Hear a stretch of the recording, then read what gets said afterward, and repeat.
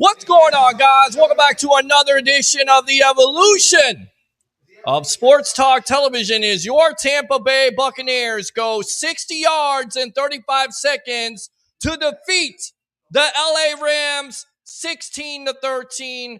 How do we start off the evolution? Bring your passion, bring your excitement. Just don't bring any nonsense.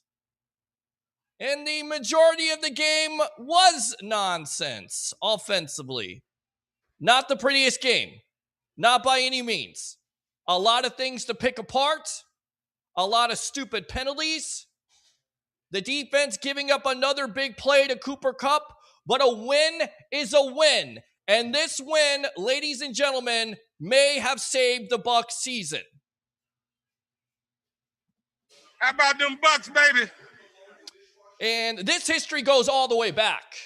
And I'm going to tell you how far it goes back with watching this team for as long as I have all these years. This goes back to 1979. Yeah, I was 1 year old. Bucs lose 9-0 in the NFC Championship game. Always get told this story by my mother. Football runs in this family. It does. Make no mistake about it. I think the Bucs fan base should probably hate the Rams as much as they hate the Saints or more. You've got 79, you've got 99, you've got the last couple years. What we heard throughout the season, unfinished business, because it goes back to the divisional playoff game last year, where the Bucs lose 30-27. And they could have easily lost this game today with Scotty Miller.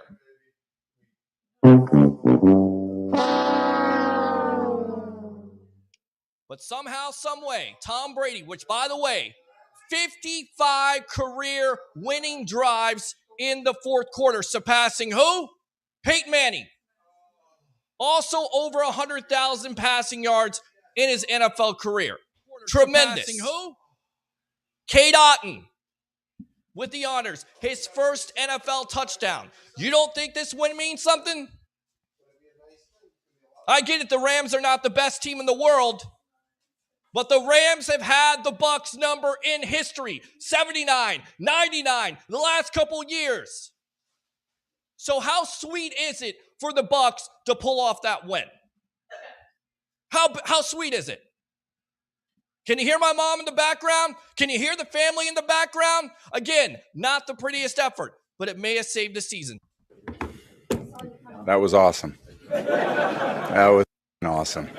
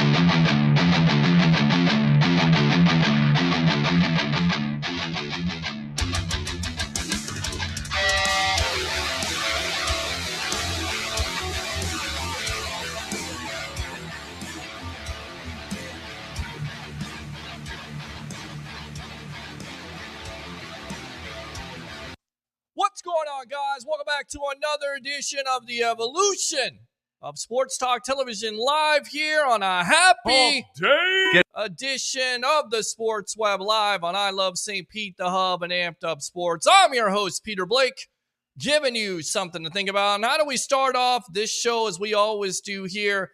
Bring your passion, bring your excitement. Just don't bring any nonsense. Coming up here, we'll have J.P. Peterson of the J.P. Peterson Show talking about, of course, your Tampa Bay Buccaneers as they face the Seattle Seahawks on Sunday morning in Germany. Tom Brady making some comments. We'll get his thoughts on that. USF looking for a coach. JP's got some sources. He knows what's going on. And, of course, maybe some baseball, as we always do. Also works for Lightning Vision. Fortunately, the Lightning didn't win last night. That's okay. It's early. It's early for your Tampa Bay Lightning. Then at 9:30, we'll have Tampa Bay Ray Kennedy, Best of the Bay. Of course, talking about what you want to talk about, your Tampa Bay Buccaneers around the NFL. And then about 10:15, we'll have Mark Mancini, Mancini Media, XM Sirius Radio, and the bodyguard of the Berg, Ralph Williams, talking about professional wrestling, giving you a national perspective. And as always, taking your phone calls. 727-255-0391. It's 727-255-0391. Also send out the video link. So if you want to get on, you want to be a star of the show, you can. Just because I have guests, ladies and gentlemen, doesn't mean you can't participate. You're always welcome to participate on this show. I don't want to hear crickets. I want you to get excited about tonight. So let's go out to the comments really quick, and then we'll get out to JP Peterson of the JP Peterson Show. Here we go. Troy Polamalu, Pittsburgh Dynasty. You're taking too long. Hey, man, I'm worth the wait. Christopher Cole says, good evening, Bucs fans. LFG. I like it. I like it. Bucs, baby. Let's go out to Roger Shue. Happy Hurricane Day as we await Hurricane Nicole, which I'm not a weather forecaster, and we were going to have Dennis Phillips on, but of course he's got other pressing matters to go with. So that hurricane is supposed to make landfall sometime tomorrow as a Category 1, and it could weaken. Nothing like Hurricane Ian. Once again, not a weather forecaster, but just saying be safe as we all check in here. Christopher Cole, I'm watching the game, and Lenny just doesn't have any burst into the line.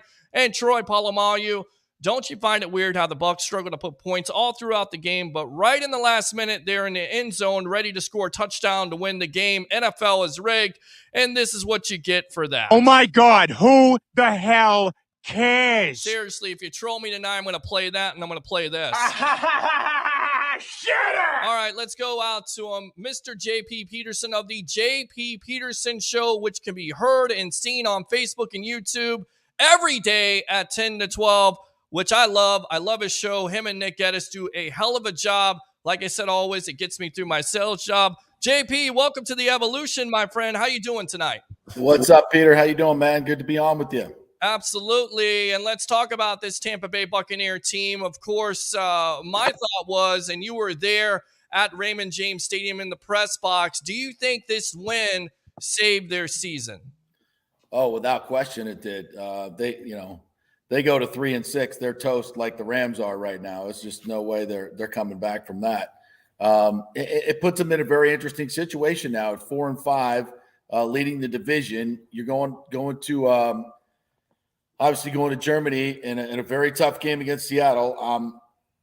This is going to be a tough one to win. I'm certainly not picking the Bucs to win it. But there are signs that there are some changes that are happening. I thought Brady was much better in this game. I thought he was much better in his press conference on Thursday. He seemed to have a different vibe to him.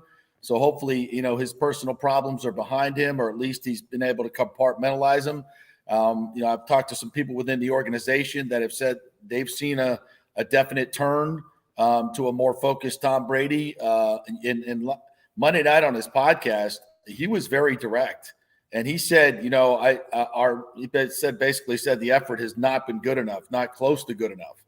And I think we would all agree with that. The effort that we've seen from this team has just not been there at times. The low energy, the play calling has been uninspired. There's just been, as I called it back after the Atlanta game, I really felt after that game it was just dysfunction junction. There's just there were a lot of bad vibes going on, and I think in this game we saw the defense I thought played extremely well. But let's not kid ourselves. The Rams should have won that game. They should have won that game. Cooper Kupp stays in bounds at the end there. He runs and gets the first down, which I think he would have. They would have run out the clock, but he was more focused on staying in bounds. But if he takes that up, I think he gets the first down, or at least at that point it's 3rd and 1 instead of 3rd and 3 or 4. So and then them allowing Brady to have the sidelines twice with Scotty Miller is unconscionable. I mean, yes.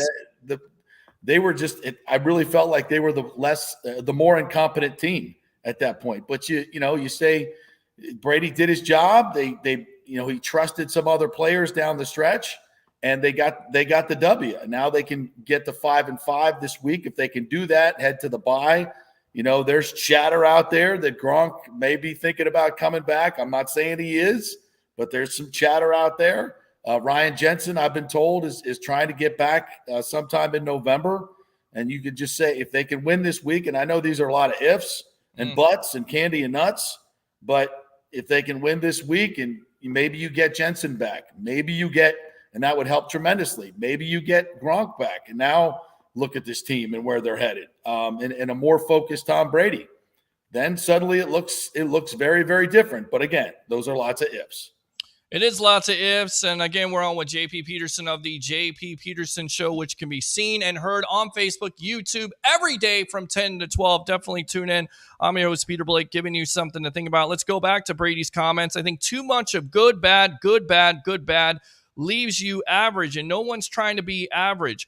If you want to be a great team, you got to be way better than average. So correcting our mistakes, improving our effort, which probably is the most embarrassing part of our team, is our effort level on game day, and that's something we better fix. Have any problem with those comments? Because the national talking heads, they kind of call out Brady, say he's not necessarily playing at a high level, although you look at the statistics, 10 touchdowns, 1 interception, but we've seen it ourselves, JP. He hasn't necessarily played his best, either distractions, not enough time from the offensive line. Do you have a problem with him calling out this team? Hell no. Okay. Hell no. In fact, I think it's another good sign. I don't think he's done it enough, because I don't think it would have been authentic to him, because he knew that he wasn't all in.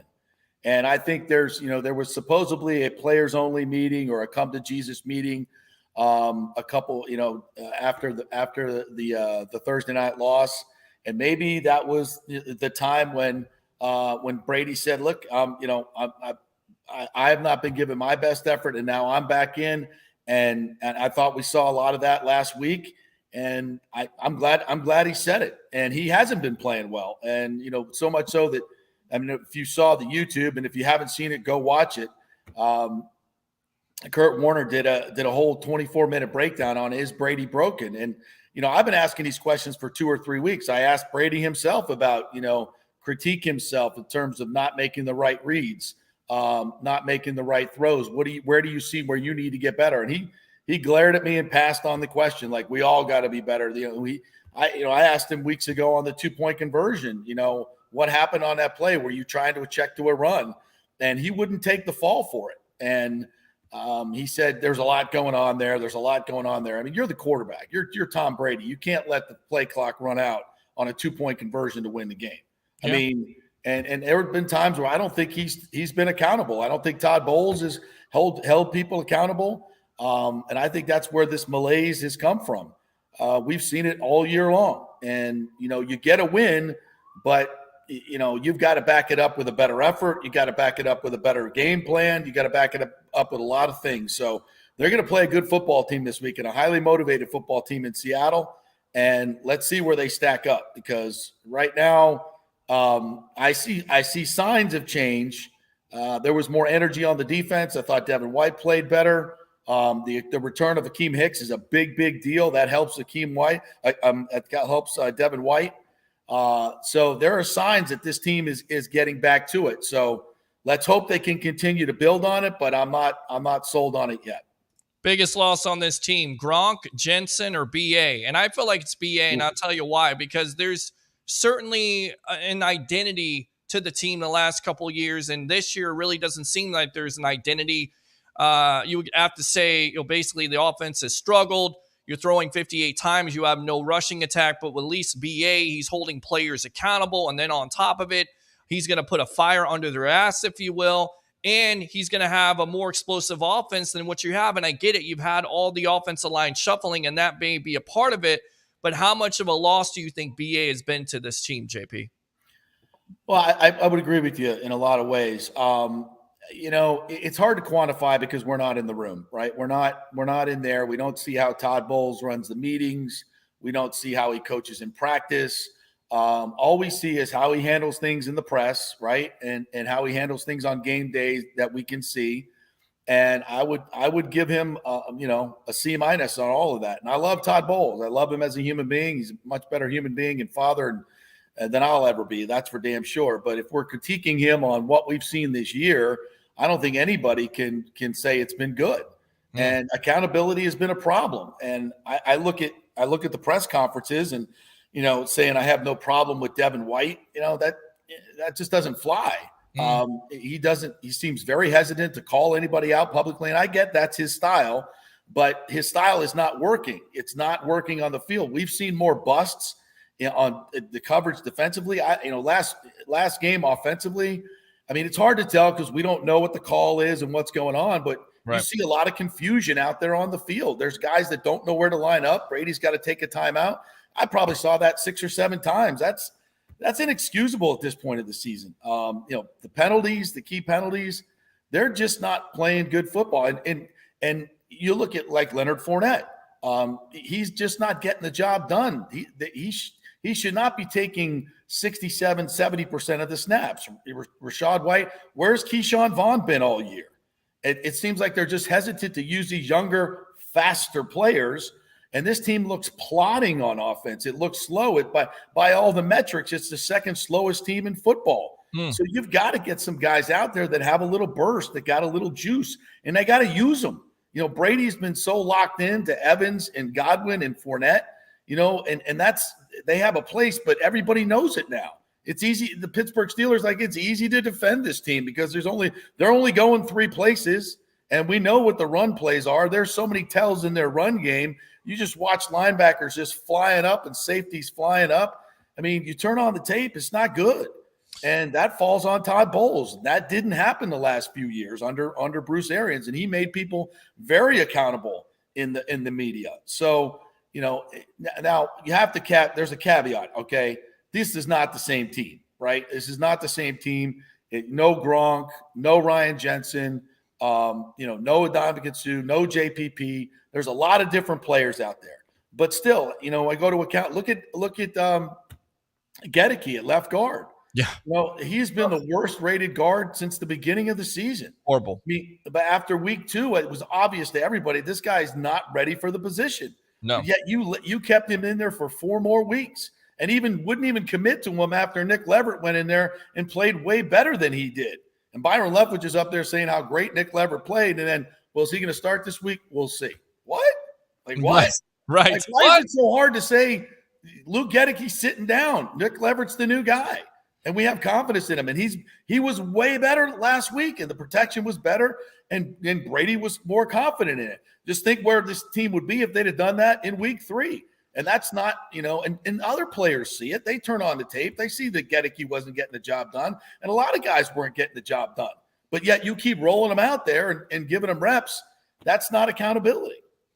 No, it's not accountability. We're on with JP Peterson of the JP Peterson Show, which can be seen and heard here on Facebook and YouTube daily, 10 to 12. Once again, I'm your host, Peter Blake, giving you something to think about. I've already talked about Byron Leftwich. I mean, are you surprised? Because all we heard was Leftwich was calling the plays. Him and Brady, they have something going on. It should be a lot better. Then you have Todd Bowles as a defensive-minded coach. So this team should be more balanced. I mean, does this really fall on Leftwich and how disappointing he's been with the play calls? I mean, running on first down continually and then getting called out by one of my buddies, J.C. Allen, a Pewter Report, saying the numbers don't lie and still saying we do this, we do that, not running past play action when opposing quarterbacks against that Rams secondary pass for a clip of 80% and you barely do it. It makes no sense. Make some sense of it, JP. You can't. And when we get in these press conferences, I'm there and I'm asking questions. The answers you get just don't make sense. And it's a lot of, there's a lot that goes into it. We can't really tell you everything. It's just very condescending stuff, but the numbers don't lie. Mm-hmm. And they're very evident. And, the same thing happened in the first year where they weren't going play action. They weren't doing pre-snap reads, pre-snap motion, which Brady likes.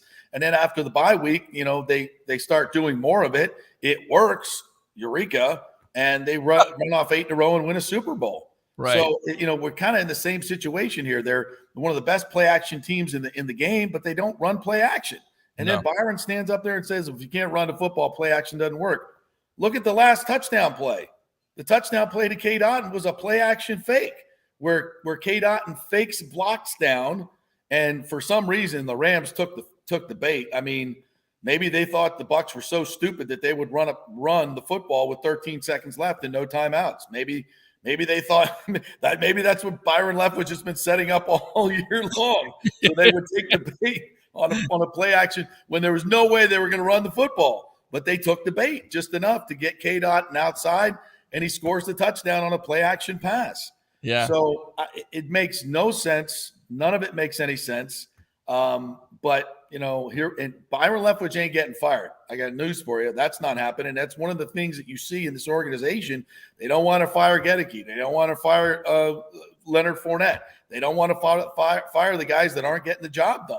Yeah. And you can't win that way. You can't win that way. It's a bottom line business. If people aren't getting it done, you got to sit them down. And Byron, listen, I will give Byron a pass in this. There is a lot different personnel, but just look at that play at the goal line after the first drive.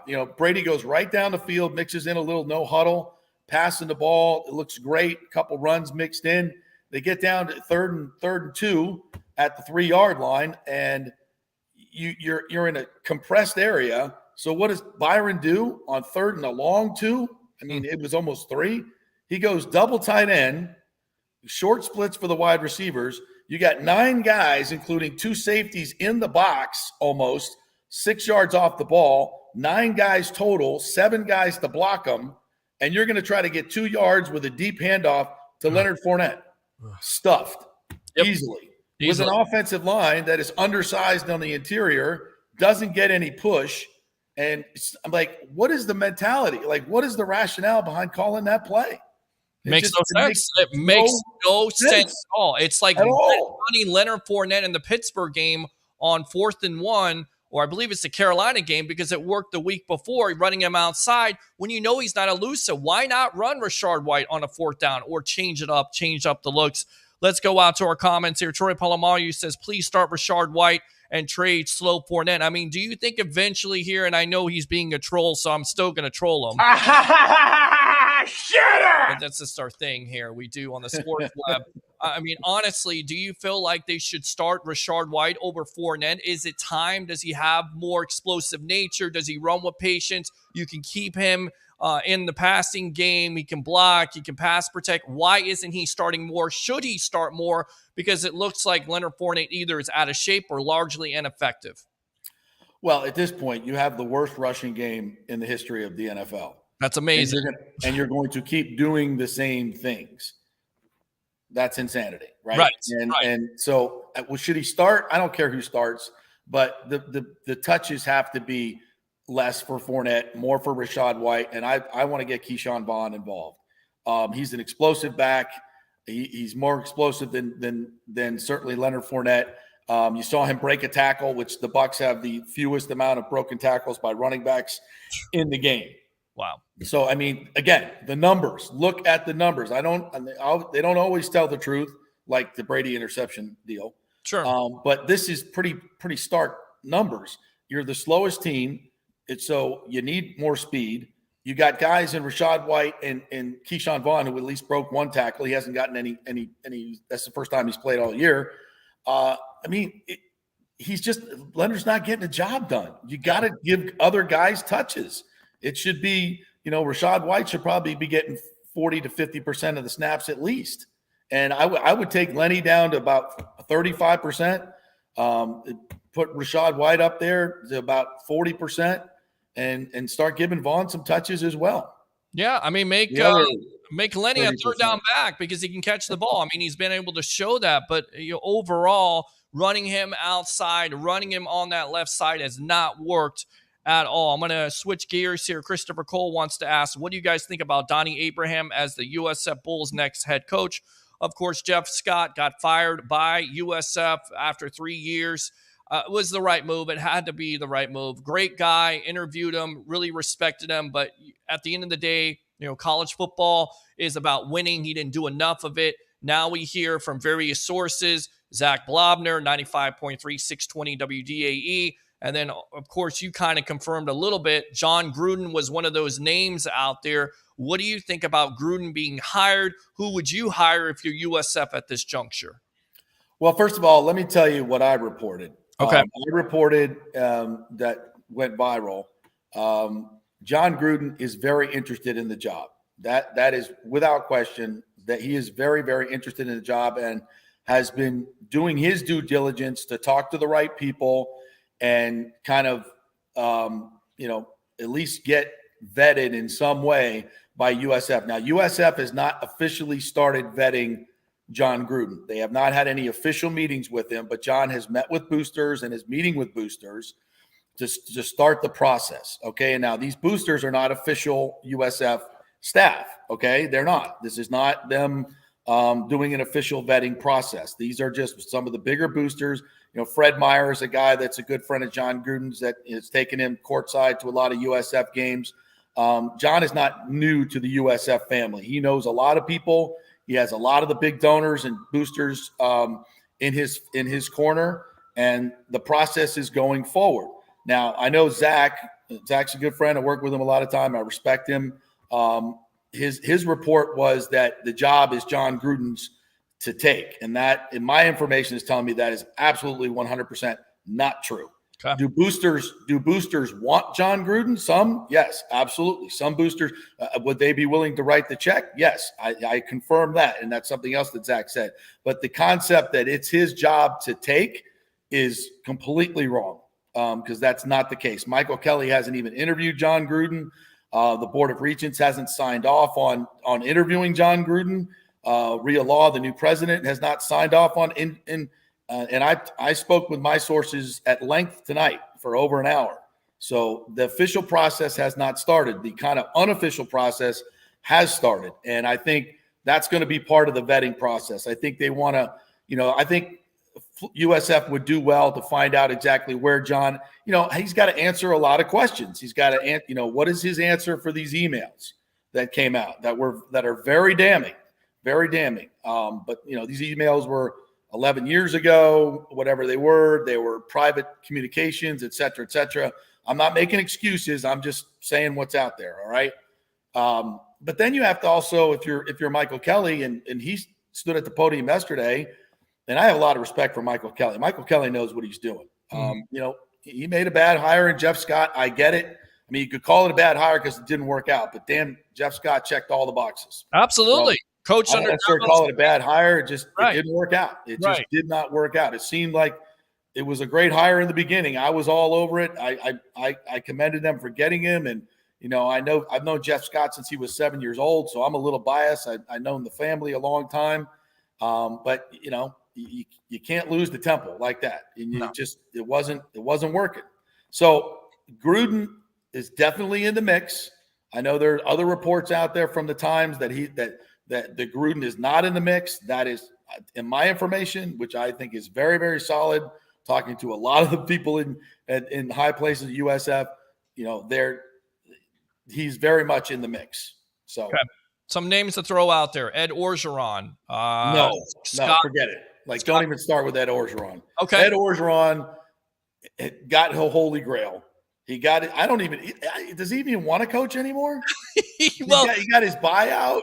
Right. That dude is boozing and he's having the time of his life. He ain't coming back to coach. And if he did, no, thank you. You won the lottery of life, bro. Right. You won your dream job at LSU. You won a national championship.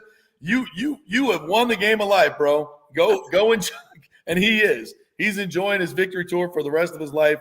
No Ed Orgeron. All right, Scott Frost, 19-7 at UCF, disaster in Nebraska. Of course, it didn't work out, but he did some good things there in Orlando. I mean, what about a Scott Frost? What about a Donnie Abraham? Somebody mentioned Russ here, Brian Flores, who coached with the Dolphins. I mean, a big name out there. Is that what USF has to get, is a big name at the end of the day because they've already gone the assistant route, or do you think that's hogwash? I think, first of all, Scott Frost is the perfect guy for the job. I mean, how could you not look at Scott Frost? Scott Frost did exactly what you need done. and he did it right there at your rival UCF. It's almost the exact same template. Metropolitan school, trying to get an on-campus stadium, knows the conference, knows the recruit, has recruited in Florida, recruited well. I mean, he has the exact resume that has been a head coach, has proven that he can do it there. The reason he failed at Nebraska is the reason that everyone is going to fail at Nebraska. You can't get players to go out there anymore. No. Nebraska is not the Nebraska of old when they had 100 extra scholarships a year because every county in Nebraska had a scholarship. It didn't count towards the number. People don't know that. It was back when you could run that offense, that option offense, the wishbone, and have the best offensive lineman in the world. Nebraska was on TV, so players, and not everybody was on TV back then, so players wanted to go there.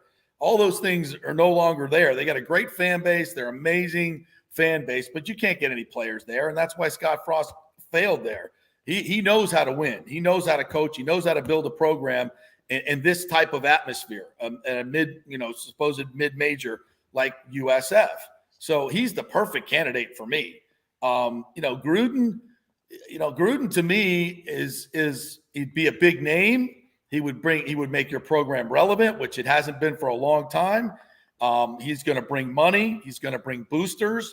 He's going to bring all those things. I think he'll recruit tremendously well. I think there are players, excuse me, about to sneeze. There are players in the portal that I've been told are already, if John Gruden gets the job, and I mean some big time players that you've heard of, would come to USF. So, that's real. That Gruden juice is real. Now, will he be committed to recruiting at 59 years of age? And he's got a lot of energy, don't get me wrong, but will he be committed to recruiting like he needs to do? Is he going to go on the rubber chicken circuit and kiss all the babies and handshake with all the boosters all the time that it takes? Is he going to promote the program like he needs to? Is he going to be a good coach? He's not coached in college football since 1991. It's crazy. The NIL, all these things. His offense is heavy on the verbiage, and he can only work with his players 20 hours a week. Scott Reynolds from Pewter Report told me this the other day, that he talked to John Gruden years ago, and he said, I would never coach college football because of the 20-hour rule. I can only have my players for 20 hours, my quarterback for 20 hours. Can't do it. Now, truth be told, every coach in America abuses that rule. These kids are working 40 hours a week. So, he would definitely do that. So, but these are all things that John has never dealt with. He's not a proven college commodity, which is what Michael Kelly said the other day that he wants. He wants somebody who's been in college football recently. Gruden doesn't check any of those boxes. But listen, he would bring a hell of a staff. He would recruit the hell out of it. He would bring notoriety. He would make you relevant. So there's a lot of positives, and I think a lot of negatives with Gruden. Yeah, and again, it's an important hire at the end of the day, JP, because you got to get it right. There's a possibility there could be some expansion, possibly USF going to the ACC. You get a new stadium here. You got a new indoor facility. You're trying to recruit. So you definitely want a big name. People keep on mentioning this name. I think it's a pipe dream because he could have a better job. But what about Deion Sanders? He ain't coming to USF. And in your opinion, was it the biggest mistake not to hire him? That's Tally agrees with me. Okay. Deion Sanders is not coming to USF. That is not happening. He's gonna have his best P5 power P5 school to pick. It could be Auburn. It could be Georgia Tech. He'll have the pick of his P5 school. Hey, quiet. That's all right. I got to talk about time. Don't be barking over me when I'm talking about primetime, Tally. Shut up. Prime will not like that. He's not coming to USF. Okay. And I think, by the way, he's going to do a great job wherever he goes because he is made for this time. NIL, college football playoff is expanding.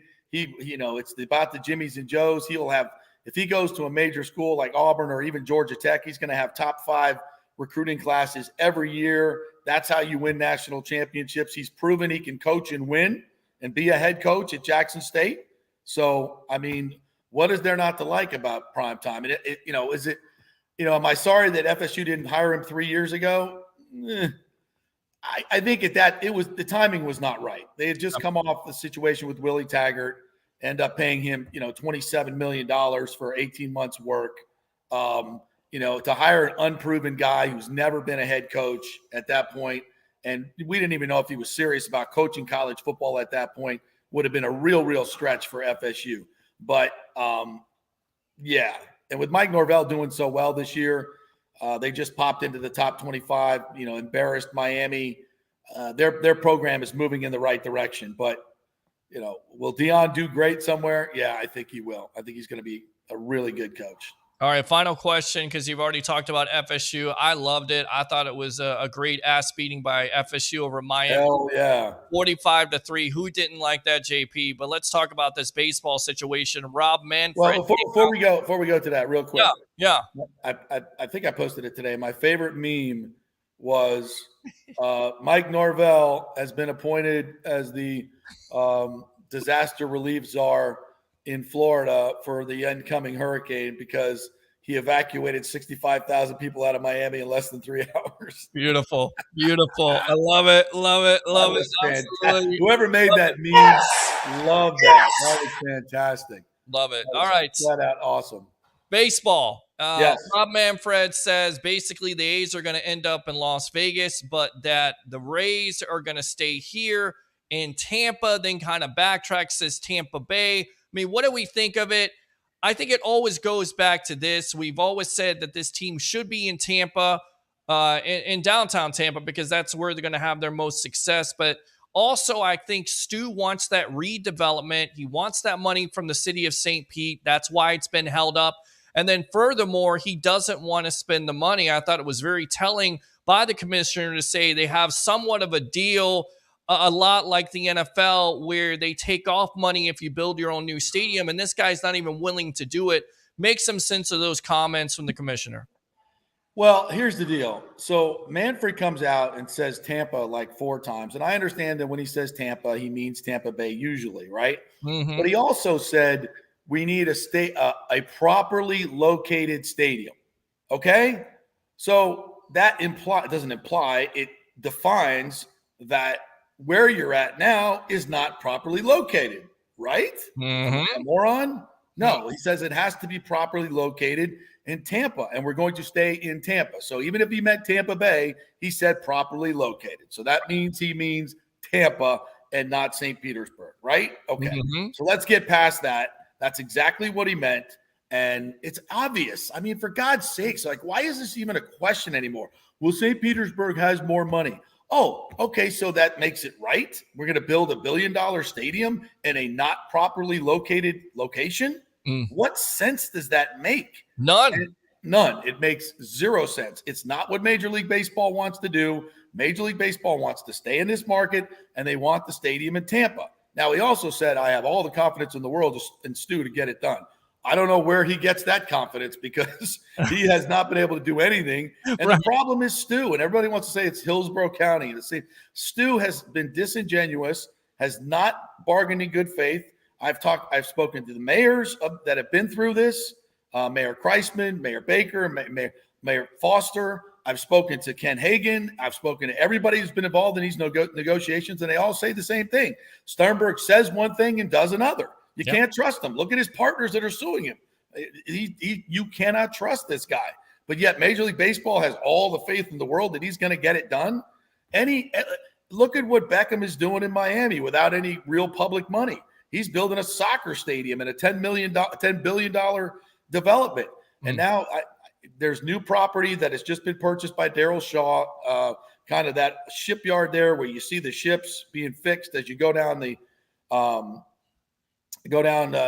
crosstown. I mean, I could see a waterfront stadium there with an entertainment district around it and condos around it, a bridge going over the water from the entertainment district to the baseball stadium. I mean, it could be amazing. And any developer and any team owner would jump at the opportunity to get it done, except this guy who, as you mentioned, is trying to monkey around with St. Pete and maximize his redevelopment money here and keep the people of St. Petersburg from rebuilding that wonderful piece of land, keep the people in Tampa from developing Ybor City. And he's been the impediment. He'll be the impediment. So until he's properly motivated to get it done in Tampa, I guess it won't get done. But the true deadline is really not till I would say the end of 2023. That's the true deadline, because you got to have shovels in the ground by the start of January of 2024 to get it ready for the 27 season, or no, the 28 season, because 27 will be the last year at the Trop, right? Yeah. You're absolutely right. And I continue to say here, JP, that the Rays will never win a World Series championship because of this ownership. Say whatever you want to about the talent, but this guy is half-assed it. He's continued to half-ass it. The Rays by now, with all the talent that's gone through here, should have a World Series championship.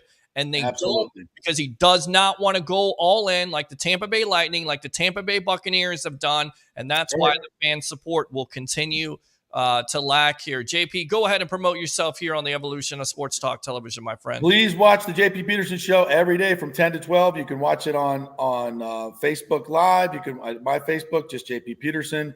You can watch it on Twitter at FanstreamJP or at the JP Peterson Show. You can watch it on YouTube, which is at the JP Peterson Show. Please subscribe. You can also listen to the podcast on Apple and Spotify. Subscribe to that as well. You can listen to the show anytime, any part of the day. Just tap the app, download our app, FanStream Sports, all one word, and you can listen to it just like you're listening to the radio. Run it through your Bluetooth, and we're there anytime. Best 2 hours of Tampa Bay-centric daily radio or live stream, whatever the hell you want to call it. We call it streaming. I agree with you. We're streaming. This is the evolution right here. That's right. Future, my friend. Thanks a lot. On demand, anytime you want it. Fast forward, rewind, whatever you want. Yep. Don't have to listen to 8-minute commercial blocks. Exactly. All right, JP. Thanks a lot for your time here on the evolution of sports talk television. Always great to be on, Peter. Love your show, my man. Keep doing what you're doing. Love your show, my friend, and we'll definitely link up soon. All right, my friend? You got it. All right, good stuff there, JP Peterson of the JP Peterson Show, which, again, can be heard and seen on Facebook and YouTube, 10 to 12 daily. Check it out. Open phone line, 727-255-0391. It's 727-255-0391. We'll get out to Tampa Bay, Ray Kennedy. I see you in the lobby. You got plenty of time. You know how this goes, Tampa Bay, Ray. I work this. I produce this. We have no commercials. Will we like some commercials? Absolutely. Can we play your commercials? Can we play sponsors on this show? Absolutely, we can. Definitely get in touch with me if you want to make some things happen. How about Mark Mangino at USF? I don't know about that. How about primetime? We talked about it. Ryan says, I say we take a chance. You're going to have to take a chance at the end of the day, but you got to get a name that's going to be able to solidify this program, because there's a big-time possibility that not only they have lots of potential, we always talk about it, most overly used word in sports, potential, but also there is the potential of expansion, and you don't want to miss out on that. Let me go out to Troy Polamalu. I hate USF. They are not from South Florida. They are not from South Tampa, and this is what I think of you. Oh, my God. Who the hell cares? Troy Polamalu, I hear Puppy House is getting robbed. Enough of you again. Shut up! If Rays move to Tampa, it is a dome or what type of stadium? I mean, I think it would be, I think it would be either a dome or you would have a retractable roof. That would be ideal, in my opinion. We'll go out to Tampa Bay Ray in just a moment. And Russ says, St. Pete Rays. Let me get out to Tampa Bay Ray Kennedy. Welcome to the evolution. And I know you want to piggyback off of this stadium talk, so let's go into that. Your thoughts on JP Peterson and his thoughts about the stadium situation. Welcome to the evolution, my friend. Oh, brother, thanks for having me. And I completely agree with what JP said. He's right that you got to have shovels in the ground and be breaking ground by, the end of 2023 into 2024. If your, goal is to have that stadium for 2027, of course, if an agreement's in place or if they've got it locked down, if they've got a course of action, then, maybe they could stretch another year. It's not like Tropicana Field's going to implode or fall down in 2027. But obviously for Stu Sternberg and the entire Rays organization, the goal is to get that new stadium, maybe get some more revenue, ways to increase revenue, and maybe Peter, as you know, what your pet peeve is, maybe take that revenue and maybe turn it around and spend on retaining and getting some more players, and not just trading away every player the moment they become more valuable and Just start to build that saying. fan base. I mean, it's worked for everybody else. It's worked for the Lightning. It's worked for the Bucs. It's worked for the fan base. I mean, they believe. I mean, every year, and I continue to say this over and over again, like a broken record or a bad mumble rap song on the radio, which, by the way, I don't even listen to radio because of that. How much talent have they lost? How many years did the Yankees go all in? How many years did the Red Sox go all in? The Kansas City Royals, one of the small market teams, they went all in and won a World Series by getting Ben Zobrist and Wade Davis.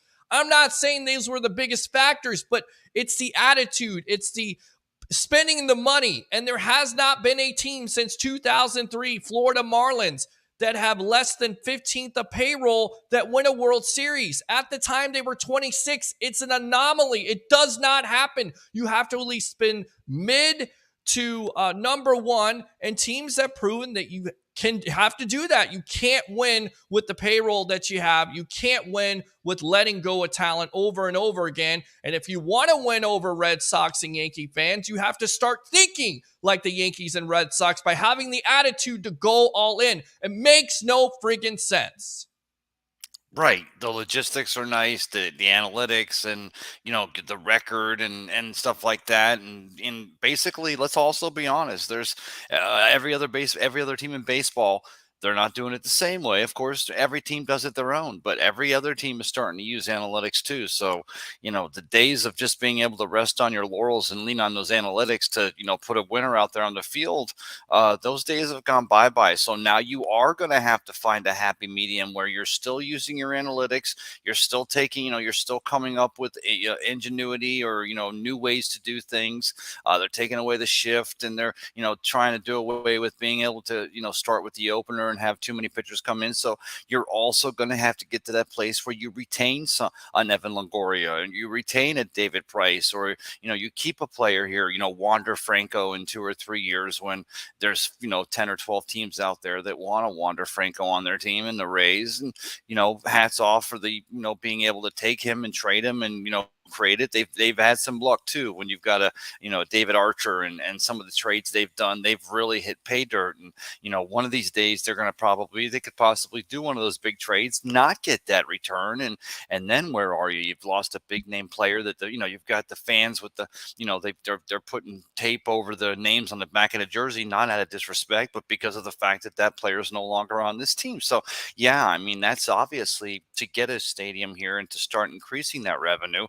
Hopefully the ultimate goal isn't just to put a little more money in the pocket. I would hope that Stu Sternberg or whoever owns the team, Stu, would turn around and reinvest in that team to retain these players, so that, a young man that's 5 or 6 or 8 going with his father, or a young lady going with her father and her mother can grow up loving an Evan Longoria, can grow up, I got his autograph when I was 5, and look at him now, and, and can have that success because they're not just trading away players every other year with a fire sale and just looking to just record alone. Yeah, no, absolutely. We're on with Tampa Bay. Ray Kennedy, best of the Bay. Let's talk about your Tampa Bay Buccaneers. That win last Sunday, do you feel like it saved the season for this team? I definitely feel like they turned a corner. I think it was a perfect storm. We don't have to go into it, but I will say it real quickly.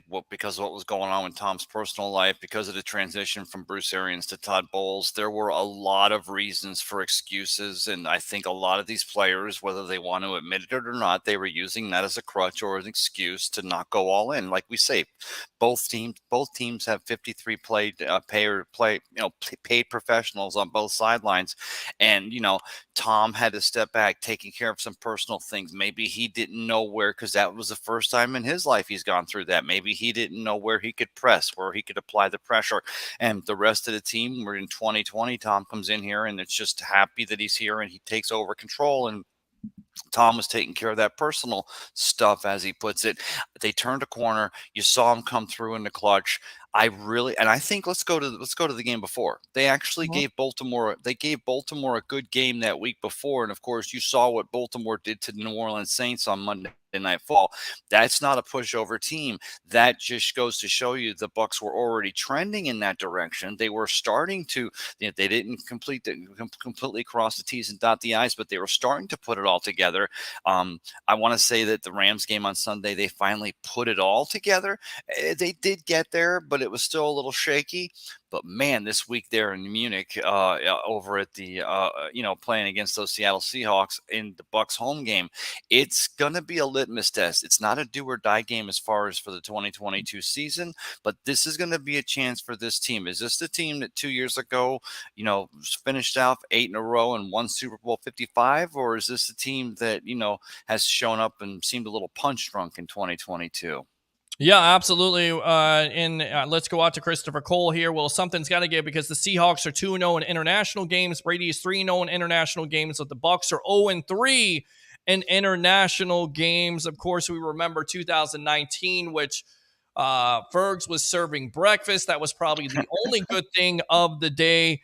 I'm not a person that likes to get up early, but the breakfast was good. The game, not so much. Do you have a problem with Tom Brady's comments on his Let's Go podcast about effort? No, I don't, because I still think that he's, again, even though he's been here for this is his 23rd season, even though he's been a leader from the jump, I think that, this was his first time going through these things. This is the first time that, the players surrounding a Tom Brady are going through these things. I would like to be able to ask a Julian Edelman. I'd like to be able to ask a Richard Seymour. I'd like to be able to ask these players, all things being equal in the situations, if they were the same and then they were in those situations, if they would have expected Tom to act anything, any less, any different. We're never going to be able to go back and say maybe that weekend, that Friday night where he had to go to that Robert Kraft wedding, maybe he just needed, maybe that was his sanity break. Maybe he just needed to get off the grid for the night. That really hurt going into Pittsburgh because that really felt like the rest of the guys in the room, and it showed on the field. I'm not saying they quit. That's one thing I've not seen in 2022 with these Buccaneers, and I think Bucs fans out here, and I think, Peter, you'll agree, is we've seen some terrible, some long dry spells with no offense. We've seen a defense that starts playing more on its heels than the balls of its feet because they're not sure where the next thing. And when the offense gets to the third or fourth quarter and they're struggling, the defense starts to think, okay, we're going to have to make it happen ourselves. They start taking gambles. They start taking taking angles, trying to get that turnover, trying to make something happen. And the other team, this is how it works in the National Football League. The other team sees it, takes advantage of it, and starts to attack them at it. So now that you've got a complete offense circling it back, you got the comments. I have no problem with them. Now you seem to have, hopefully you've got 53 on the page. You're going into Seattle, or you're going into, Munich. The thing that scares me now about this week is now you're dealing with the international travel and the 9:30 in the morning game. But you know what? It's the same for both teams. So that excuse can only go so far. Absolutely. I was listening to Colin Cowherd today. He was saying that Brady may be so upset or disappointed with the Bucs because they're not buttoned up like the Patriots, which, if you think about it, the reason why he came to Tampa in the first place is because he was tired of Bill Belichick and, that kind of military type of, I guess, that disciplinarian type of figure. He wanted something different with Tampa. Now it's not buttoned up enough here. That's what Cowherd is saying. And he says he had a guest on that said that he could go to the 49ers, the Raiders, or the Patriots first. I don't understand why he would go to the Raiders. They're 2-6, worse than the Buccaneers, although Josh McDaniels is there. Go back to the Patriots or the 49ers. Do you think if he wins a Super Bowl, and that's a big, who knows at this juncture, right? The Bucs got to first win against Seattle and then take it from there. But if the Bucs can somehow win this Super Bowl this year, do you think he goes off into the sunset? If he doesn't win a Super Bowl, do you think he leaves Tampa Bay and enjoys free agency again and possibly makes his way to the 49ers? Do you see him being that unhappy with this organization at this juncture, in your opinion? Well, and because the reason why you wonder, and of course, Miami's doing fantastic this year, but Miami, if Tua would have stumbled, that doesn't seem to be happening there. Tua is the guy. Is Trey Lance the guy there out in San Francisco? Now that, it seems like he is getting to that transition in his life, maybe getting close to family and being close to his sisters and his parents and getting out there. Maybe that would be a great thing that, that he grew up a big Joe Montana and a big San Francisco 49ers fan. It takes him across the country from Jack, his oldest son with Bridget Moynihan, who lives there in New York. But I think that also they're getting to a place now where, they can make things happen. Do I think he jumps to another team? Honestly, Pete, I think that the situation would have to be right. And I just know that in 2020, when he comes to the Buccaneers, because you and I both knew it, brother, because we were covering this team, doing pregame, halftime, and postgame shows.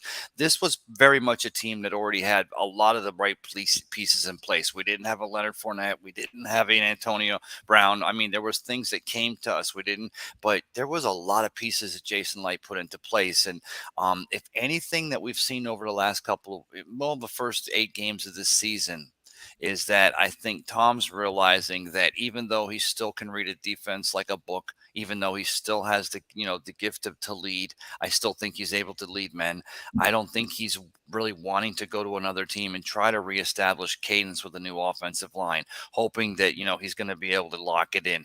I think that I think at this point, the challenge now probably would be more to jump into that booth at Fox and really start locking it down there because, on the field, I'm not saying he's walking away from it scared, but I think that, if anything, in the last 6 months or last 5 months, I've come to the realization that if he's going to give it another year, maybe it's another year in Tampa Bay. I don't say it happens, but the Right. situation could possibly be the same. He's already here, he's set up, and Fox is still waiting.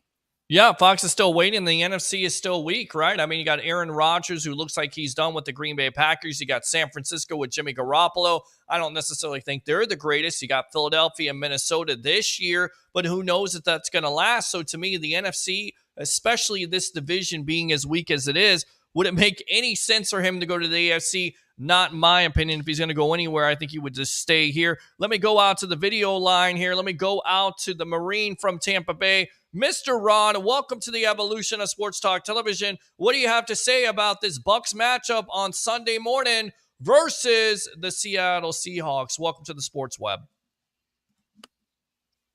Hey, Pete, thanks for having me, brother. What's going on, buddy? How you doing? How you doing, Ray? I'm doing good, well. Ron. Good, Ron. Go ahead, Ron. I'm talking to you guys from my Bucs pad, Bucs here on Ascension Island. So very proudly. I was listening to you guys talk, and I was listening to JP. A lot of good points brought up.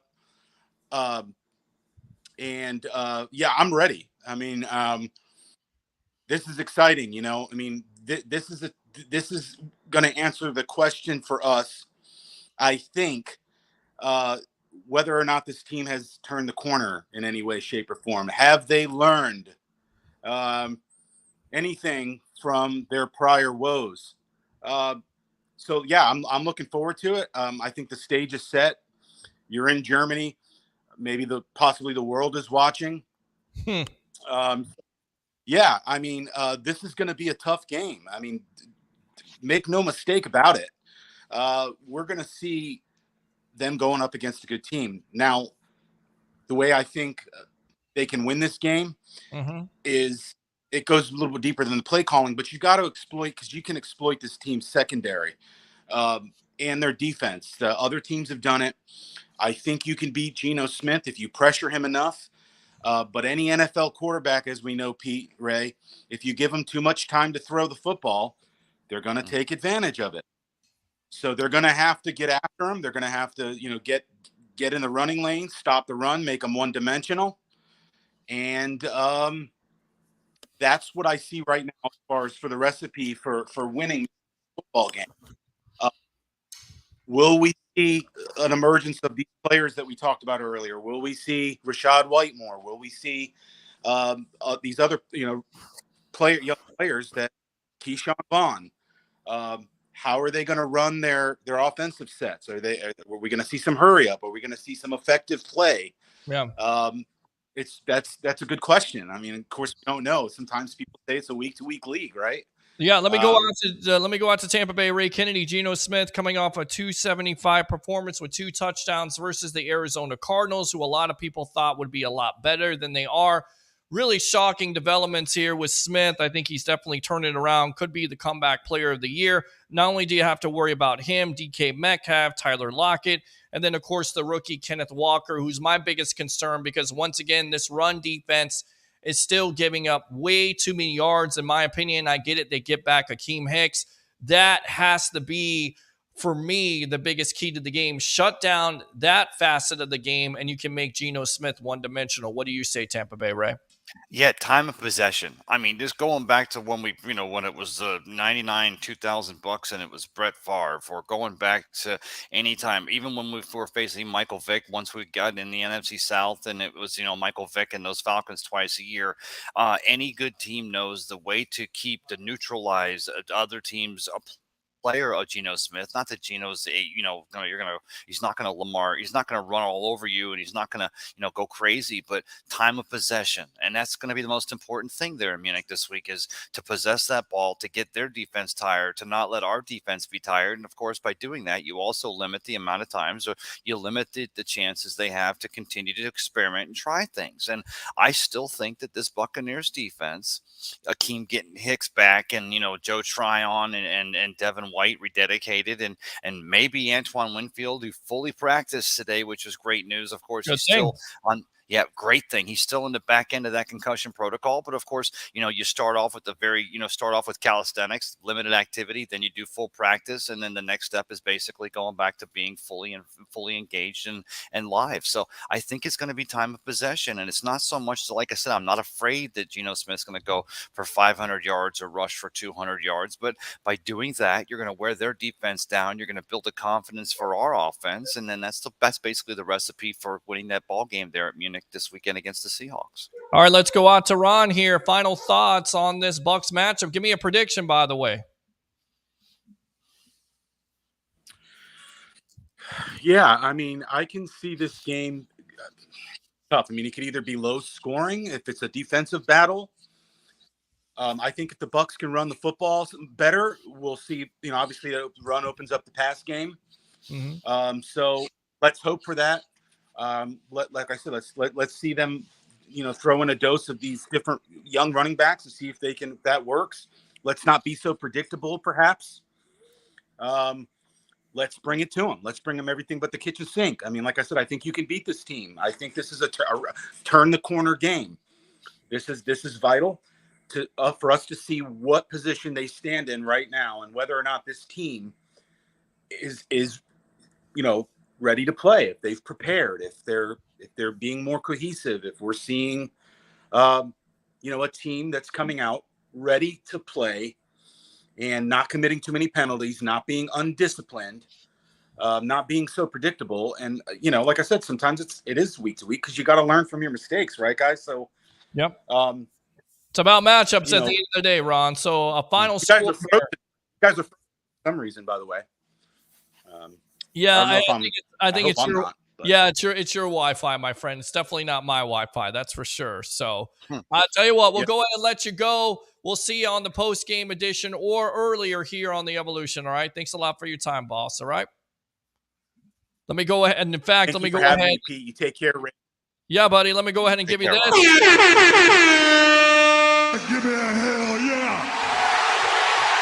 All right, good stuff there. Let's come back here in the Evolution of Sports Talk Television. Open phone line, 727-255-0391. It's 727-255-0391. You can text in, you can call in, you can also video in.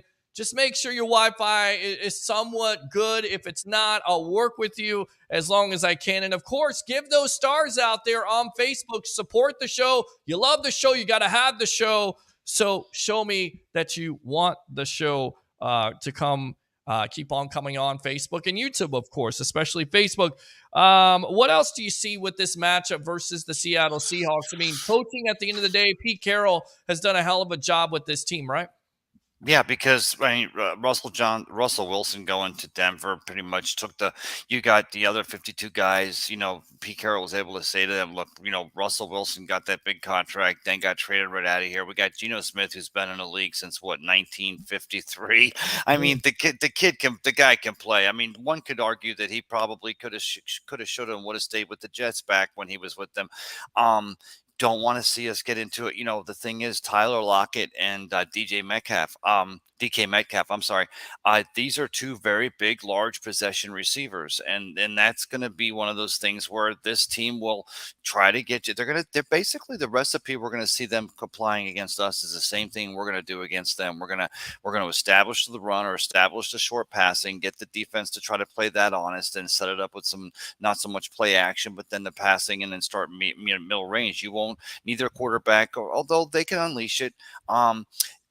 Pete Carroll's done a fantastic job, but I'll tell you what, Pete, what I like about this is that some people out there, some national media pundits are actually posing and with good cause, because to me, it's not just about setting the world on fire.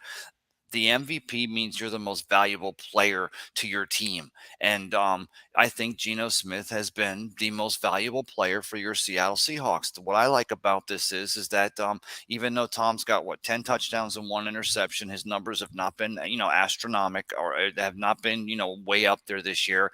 But this game now, with the rest of the season past the halfway point and the schedule we have too, because it's not a pushover schedule. No, not at all.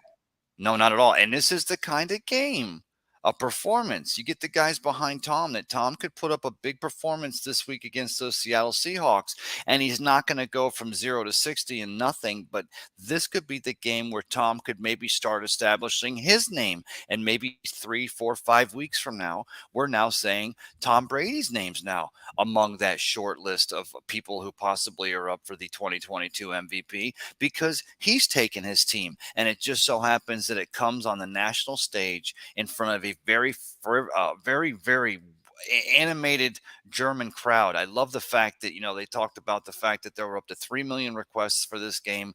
They earned this game. I don't like the 9:30 games per se usually, but you know what? You got a country, you got a nation like Germany, and they've earned it. And they're so, they really love their football. They're going to be so passionate. Big Bucs fans over there, maybe some Seahawks fans. They've earned it. I think this is the game that I think Tom Brady can, he's going to establish his will or enforce his will upon those Seattle Seahawks, and then start to let the world know. And you know what? The thing that gets me is the rest of the season. It's going to be, hopefully we've gotten past the whole thing mentioning the personal stuff. Hopefully we've gotten past the whole thing. Have the affidavits been served? Have they split has there been an amicable split of all the marital assets? We don't care about that. That's personal. That's his stuff. We all have to deal with stuff like that. That's real stuff. From here forward, now it's just Tom and that team getting behind Tom and leading them and going out there and playing inspired football, which is really the thing that, because we said it was execution, but I think it's just in that they've been short of inspiration in 2022. And what I saw, the way that team celebrated with K. Dotton's first touchdown, basically in a walk-off, if you will, with 9 seconds left there in the victory over the Rams on Sunday, I saw a team that's ready to be inspired, and that's what Buck fans look forward to. And look, yeah, you may have saved your season, but of course you got to continue that momentum against the Seahawks on Sunday morning. And this is what Brady had to say. We're playing a great team in Seattle. They're in first place in their division. We're tied for first place in ours. And it's a big challenge because, to fly across the ocean like that, new time zone, it's a 9:30 a.m. Eastern kickoff. And look, the chance to go across to another country and play a sport that I love. So he said also, so how excited are the German fans? According to Brady, he said there are over 3 million ticket requests for a stadium that holds just 67,000 people. I have heard there's 3 million ticket requests for 67,000 seats. So the place is going to be rocking. It's anything like what I see in those German Bundesliga games. This is going to be one of those epic games that we've ever played in. So I'm super excited. Of course, Pete Carroll talked about how excited he was. So with that being said, Mr. Tampa Bay Ray, what is your biggest key to this game for the Tampa Bay Buccaneers to continue that momentum and beat the Seattle Seahawks on Sunday? I kind of already, mentioned it. It's going to be that passion. It's going to be that, it's going to be not getting bored. It's going to be just because it truly felt like a perfect storm. Like I said, transition to a new coach, your quarterback, not just a quarterback, Mm, the quarterback, greatest right. of all time, off the field stuff. The rest of the team, half the guys on this team aren't even married. So they don't even, I'm just guessing there, but I'm saying they're so young. They've had girlfriends and fiancés. I'm sure they've got long term relationships, but they can't even begin to fathom. So they're looking at their quarterback that's going through, he takes those 11 days off because he's got that going on. And they realize, so on one hand, they kind of want to feel for him. They want to go, okay, because he's almost, let's be honest, and it's not just trying to make a knock on the fact that Tom is 72 years old. He's a father figure to a lot of these players. He's a teammate and he's a leader. But a lot of these young kids, Tom, by his very nature, did that when he came in here in March of 2020. Is he basically grabbed these kids and pushed them up the hill like that little train and said, here was the Buccaneers saying, I think I can, and Tom came in and said, oh hell, you can. And then in 2022, they were a little nervy. They were like, what's going on with Tom? We got a new coach. We're not sure how this feels. This isn't exactly how it was. It was a perfect storm of an excuse to play uninspired football. And I think everyone can agree that we saw uninspired football. We saw inspirational points at month. And a shout out to Jake Camarda getting the NFC Special Teams Player of the I was Month. just going to mention that because he was named the NFC Special Teams Player of the Week. He punted 6 times for 357 yards during the Bucs 16-13 win. He dropped 4 of those punts inside the Rams' 20-yard line, and 5th one set an LA up to their 20. Of course, tied Sean Landeta with a 74-yard punt.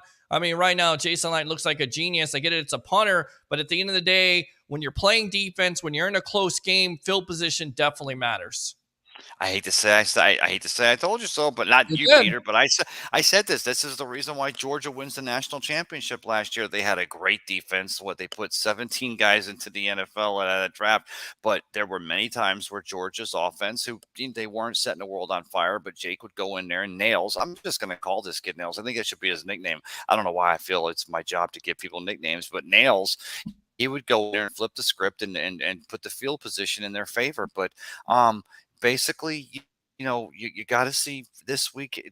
That's what scares me. The Seahawks are getting there tomorrow. They're flying in tomorrow. The Bucs will arrive on Friday. They're going to have to do some of their promotional things. I like what Pete Carroll said, is that you treat it like it's a bowl game, and in most respects it is. When you get into a city, like if you're playing in a Rose Bowl and you get into Pasadena and there's a million requests and there's all this pomp and circumstance, but you got to get locked in. I really think that after what happened that last weekend at Raymond James, what I'm so happy about is that Tom's got himself back to a place where he can demand the other 52 guys get locked in, and not, I don't mean do it as a jerk. I think that he didn't really get far off the path or off the res, if you will. He was just going through some stuff. The other guys didn't know exactly what he was going through, and people were a little bit lost. I think Tom now is back to a place where he's going to be able to demand that perfection, and we won't have footballs bouncing off Scotty Miller's face mask, just knocking on him. It was just a thing. But I think that you're going to see a team in the Buccaneers this week that's going to be uber focused. And I think that if the Seahawks come into this game thinking they're going to get the team that most of the world and most of the NFL universe has seen in the Buccaneers so far this season, I'm happy for that, because that means they're underestimating this team, because we're only 2 years removed from Super Bowl 55's championship, and there's still a lot of great pieces on this team. Absolutely, and JP talked about possibly Gronk coming back. What do you think about that possibility? And I still believe he'll come back eventually. I also believe they'll go out and get OBJ. Although Ezekiel Elliott wants everybody to know that he wants him on the Dallas Cowboys. We want OBJ, according to the Fort Worth Star-Telegram. So what do you think? Because according to this article, OBJ wants to be loved. He can be loved by, the greatest of all time in a Tom Brady. It makes sense to me. It gives you juice to your offense. Julio Jones, I think it's been largely ineffective because of the injury. He's seen his best days. You got Scotty Miller dropping passes. It makes sense to me, OBJ with the Tampa Bay Buccaneers. I mean, how do you feel about it? I really think that once we, and both fingers are crossed, once we get Ryan Jensen back at center, once we can move Hainsey guard, once we get Leverett and Gadecki are back to basically your depth pieces, once this offensive line gets to where, after Marpet's retirement and Kappa's free agent signing with the Bengals, once this offensive line is able to get back to what Jason Light had in mind back in, March or April going into the season, I think Tom's going to get that time. The running game is going to open up, and then he's going to start pitching. And I think that OBJ would look at that, and hopefully OBJ, he's a smart kid. He's been around the block, and he's got people. I'm sure he's got people representing or handling him that are smart enough to tell him that that's coming down the pike. If he's waiting on this week alone, see, this is the thing about this week. It's going to be a gritty game because we still don't have Ryan Jensen in there, and the Seahawks know that. So they're going to come in here. They still want to blow up the middle and try to make Tom uncomfortable in the pocket. So by that being said, I still think that we have ways to we win this game, and we can still take the fight to them. I just think that OBJ, he's in a situation where he's going to want to, it's not so much show me the money. He's going to be like, show me the patterns, show me how it's going to work. I just don't know if the Buccaneers are quite there yet. I'm really looking forward to after the bye week, after this week's game, the Buccaneers have that bye week. Hopefully we get Ryan Jensen back, and man, look out rest of the world, because it really feels like it sets up to end just like 2020 did, where the Bucs can really go on a roll. And if that happens, world, look out.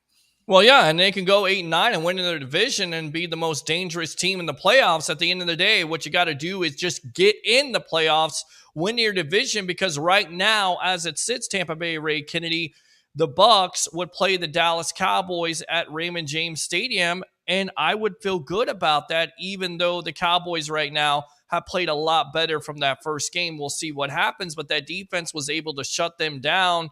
And again, going back to the OBJ thing, that would be kind of scary. Of course, you worry about the two big teams right now are the Philadelphia Eagles and, of course, the Minnesota Vikings. You look at both of those teams. Do you think those are beatable by the Bucs? I hope it's the Philadelphia Eagles, because you go back to 79 when we beat the Eagles to go on to the championship game against the Rams. You go back to 99 when Donovan McNabb, eats our lunch. You go back to 2000. You go back to when the Bucs finally under 30. It was under 40. You go back to last year in the first round. Bingo. I mean, the history with these two teams, I think that that's kismet for me. I don't think the Eagles are undefeated when they meet. I would welcome that. And in that case, of course, that would obviously be at Philadelphia. That's the beautiful thing. And I know we all know this out here, but the Buccaneers, by the very nature of winning the NFC South, even if they win it at 8-9, they get that first game. It's a home game. It's a home field game. So it's not even like they've got to do like the 2005 Giants and go on or was it 2005 or when the Giants were a wild card? Yes, I'm sorry, 7, and the Giants were a wild card team and ended up spoiling the Patriots' perfect season, which there's something to be said about road warriors. The Buccaneers did it in 2020, but as far as the Vikings go, I don't want to take away from Kirk Cousins. They got a great receiving core, and of course, Dalvin Cook. 7-1 defense, very questionable. Dalvin Cook can't stay healthy, but when he is healthy, it's a weapon. But they barely survived the Commanders, and it goes back to what our good buddy Harry the Greek professional handicapper extraordinaire would say. No friggin' logic. I mean, would you think they would actually struggle versus the Commanders being down 17-7? They come roaring back. They win 20-17, but nobody's talking about this Viking team, and they just continue to win. They do have somewhat of an explosive offense. You talk about those wide receivers there in Jefferson and Thielen, Dalvin Cook, if he could stay healthy. But it always goes back for me, Kirk Cousins. And if you're depending on Kirk Cousins to win you some big games, I feel like you're in a better place at that point, because he's shown in his past that he's unable to win those big games. So that's why I favor Tom Brady. Even if you win 8 or 9 games, you win your division, you're most likely the most dangerous team, because like you said, you're getting healthy at the right time. There's a possibility of getting Ryan Jensen back. There's a possibility of getting Gronkowski back. There's a possibility of getting OBJ back. And I think Godwin is also going to be more healthy, if you will. and he's not 100%. He's not the same Chris Godwin, and I think that's why the offense has somewhat suffered. But again, I've looked at these games. There's been times that I've seen this defense Yeah. get burnt. They've got burnt like toast, Pete. Yep. But more often than not, at least 75 to 80% of the time, and it's not right. This is why we started taking it back to coaching, and I'm not even going to go down that rabbit hole with you tonight. But they had an offense that's basically been doing nothing, and they start trying to freelance to make the defense is like, well, hell, the offense isn't going to score. Let's try it. Go back to the Green Bay game. Our defense, 60 minutes, a ball game, NFL football game is 60 minutes. We were at Raymond James Stadium. It was a home game, and instead of using that home field advantage to, have those I wanted to see those, Wisconsin eating cheese Packers doubled over. Instead, by the third quarter, our guys were the ones throwing up, taking IVs, because our offense was just 3 and out or turning the ball over. So I still see a hungry defense. I still see a defense that's going to play inspired. All they've been wanting is a dance partner. They just want that offense. And I'm not saying just one touchdown to Kate Otten or one drive with under a minute to win the game there Sunday against the Rams made everything all better. But I'm seeing this team putting it together. And if the offense starts putting it together, that's when we're going to start seeing that Buccaneers defense that's stout against the run. That's when we're going to start seeing that Buccaneers defense that's going to start create 4 games in a row, no turnovers. Well, it's actually 5 games, and I think you've frozen there, Tampa Bay, Ray, but it's actually 5 games, and this goes all the way back to 1976. Let's see if we can get him back there. It looks like he's frozen solid. Oh, there he is. It actually is 5 straight games they have not had a turnover with this defense, and this goes all the way back to the 1976 Bucs defense. I feel like Devin White kind of set the tone. A lot of criticism last week from Warren Sapp. I thought he played a lot better, a lot more effort like you talked about. Any concern about this defense getting more turnovers? Do they get a turnover in this game versus the Seahawks? And also give me a final score prediction on this game on Sunday morning. The turnover thing, that's the one thing that Geno Smith, and that's the one thing that these 2022 Seahawks are doing, is they're not doing the turnovers. But I could see that we're going to get a turnover, and I'll tell you how it's going to happen. It's going to be by the rush we're going to get, and we're going to get to Geno Smith in the pocket. Hopefully it's a strip sack or a fumble. So, yeah, I do see a turnover. And, the thing, again, final prediction, it's 9:30 a.m. their body clock time, but it's going to be, 7, 5, and 6 in the afternoon there in Germany. I'm going to go ahead and say that the Buccaneers are going to pull this one 35-17. I just think we're going to really get off. We're going to go into that bye week with all the confidence in the world. The Bucs are going to get hopefully back up near the top 10. I can't believe we're at number 16 now in the NFL power rankings. We're going to get back, and it's well deserved. We're going to get back up in there, and we're going to get it going here for this final stretch drive. So let's have a good time, and you and I will talk about it more on Sunday in that post-game show after that Buccaneer victory, I hope. Yeah, because it's going to be a long day of football. I'm going to get up early about 8:30, get the coffee ready, get the breakfast ready, and sit down and watch the game. And who knows, maybe we'll do some shows. Maybe we won't. But at the end of the day, we'll definitely do a post-game edition of the Sports Web. More than welcome to come on, Tampa Bay, Ray Kennedy. Go ahead and promote yourself here on The Evolution. I will be live Sunday morning at 7 a.m. I'm doing a 7 to 9. Yes, I'm doing a 7 and 9, and hopefully, Pete, you're going to come on. I'm doing a 7 and 9 pregame show. It's called Breakfast with Ray. I literally just made that up, but I had toyed with the great job. You know. But you're really creative there, buddy. Breakfast with Ray. I mean, what? Breakfast with Ray. It's always Ray. Now it's Breakfast with Ray. Of course, it's Breakfast with Ray. It's going to be at 7 o'clock in the morning. Here's the thing though. We're all going to be up. There's going to be quite a few of you out there, and that's my time. Usually my time is 9 a.m. a couple Ray on Sundays. I had to move it up a little bit, so I'm doing, whatever. But basically what I want everyone out there is please watch the show and comment, because we're all going to get ready for this game, and we're going to go ahead and say what we're going to feel. We're going to see what we're going to say what we're going to see there on the game, on the stadium there at the Alliance Stadium, and we're going to have a good time. So look for me at 7 a.m. on Sunday morning, and then hopefully on the pregame victory show here with you there in the Sports Web, my friend. Yeah, definitely on the post game. It will actually be 3:30 in the afternoon when that game starts. Thanks a lot for your time, Tampa Bay. Ray Kennedy, best of the Bay, and we'll see you soon. All right, my friend? Oh, brother, thanks for having me, and you have a great evening. Absolutely. There you go. Tampa Bay, Ray Kennedy, best of the Bay. Let's go out to Ron. Soft issues or soft tissue injuries, I think you were trying to say, but soft issue injuries. And then Roger Shue says, acknowledge me. Acknowledge me. I will acknowledge you that you're late. Like an hour and 21 minutes, and you're supposed to be the tribal troll here. You're supposed to be my moderator, and you decide to be late. I hope it was worth it, my friend. Shut up! That's what you get right there. All right, let's go out to our wrestling segment and also our national segment here from Mark Mancini, the madman himself, Mancini Media, former XPW ring announcer here. And, of course, the bodyguard of the Berg, Mr. Ralph Williams there. Talking about national perspective really quick. We always talk Bucs when we come in here. What were your thoughts on that big win versus a struggling team in the LA Rams? Welcome to the Evolution, Mark.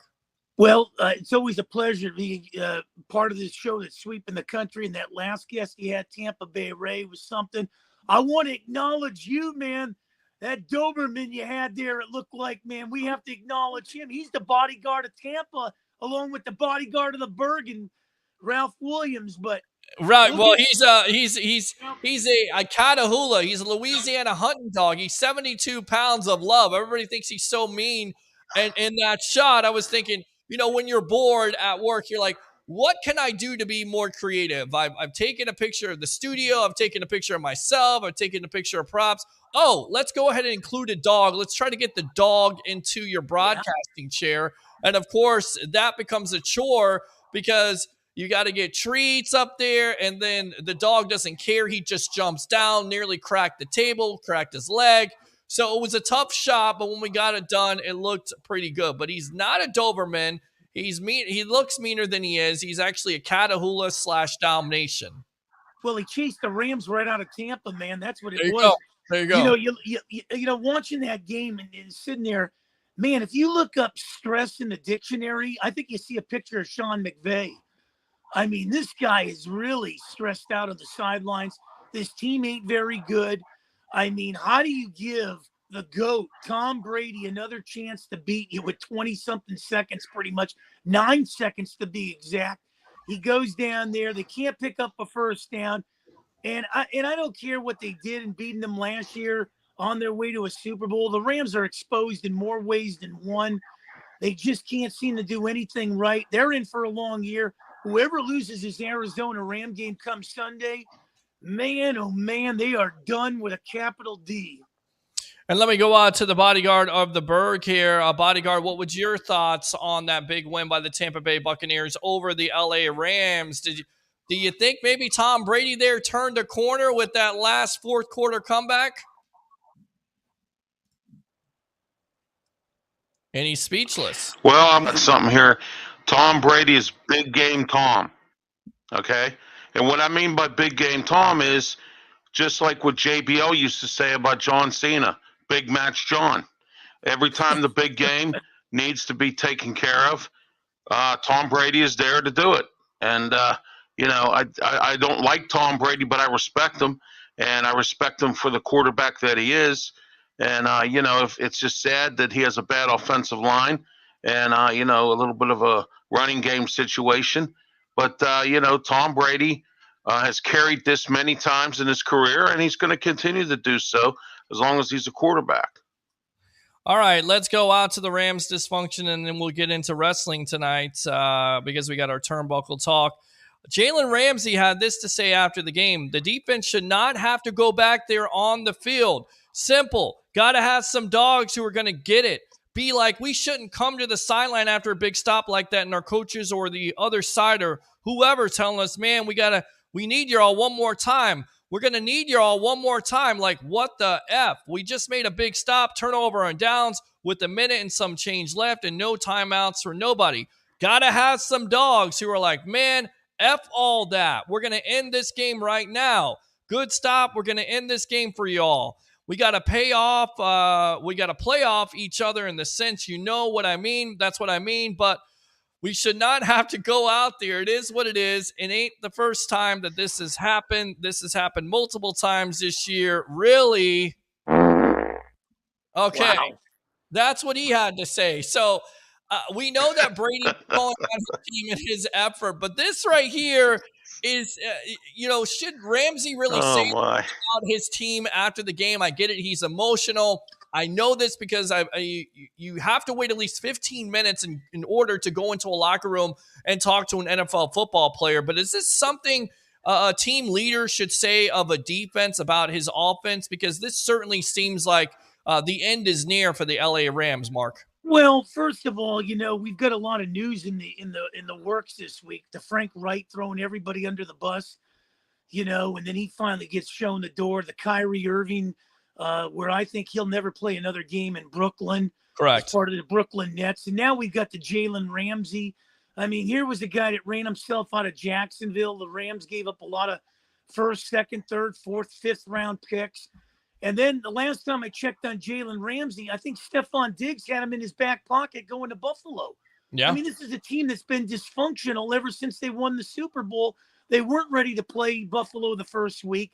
They've been torched by the Dallases, the San Franciscos, and all I kept hearing by this team and these fans in these bridesmaid cities is basically, well, we beat the 49ers in the playoffs, and this is a team that you haven't really beat them when you took the phantom sack by Jim Class Everett over there against the 49ers when they had Joe Montana and everything. So the Rams aren't going anywhere. It's just a dysfunctional thing. Sean McVay is kind of lost it. He should go with his Ukraine wife and go somewhere on the sunset. Stafford's not going to be a guy that leads you anywhere. He's got concussion problems. They figured out the Cooper Cup to him. And we got Jalen Ramsey opening his mouth. You're missing Von Miller, man. This is what's happening. The defense ain't good. No, the defense isn't good. It's all about Aaron Donald and Leonard Floyd, but they're not getting much. I see him having somewhat of a point here, bodyguard, but at the end of the day, you shouldn't be saying this in the media about your offense because, again, it seems like there's a lot of dysfunction in that locker room. Yeah, that's what it looks like. It looks like Sean McVay's getting exposed. Looks like he's losing his locker room a little bit. He has to get it under control, or this is it's already been a long season, it looks like, for the Rams, and it might continue to be a longer season if he doesn't do something real soon. I mean, this is what happens when you go out and you get all these free agents and you give up draft picks and you don't have some younger guys to try to come in and fill in the gaps and some of this stuff. And, that's what he wants to do. That's what he's done, and now he's exposed. So, he's not, he's going crazy right now. He don't know what to do because I don't think he's been in this position since he's been coach. So, when you're in a position that you're not used to being in, you kind of get crazy because you have to figure out how to get out of it. And I don't think he can figure out how to get out of it because he's never been in this position. All right, guys, let's move on to our turnbuckle talk here on the evolution of Sports Talk Television. It's the Sports Web. I'm your host, Peter Blake, along with Mr. Mark Mancini, the madman himself, and, of course, the bodyguard of the Berg, Mr. Ralph Williams. 25 years tonight. What wrestling event happened? Mark, go, without looking it up. 25 years ago tonight, what happened? Hell in the Cell. Hold on. Incorrect. Ralph, 25 years tonight. What happened? I think I know it, and I didn't look it up. That's a good question. A lot of things happened 25 years ago. Wow. That's a good question. Biggest wrestling event in history. I'm not sure. I don't know. I'm gonna go with that. I want to say, and I could be wrong, the debut of John Cena? Nope.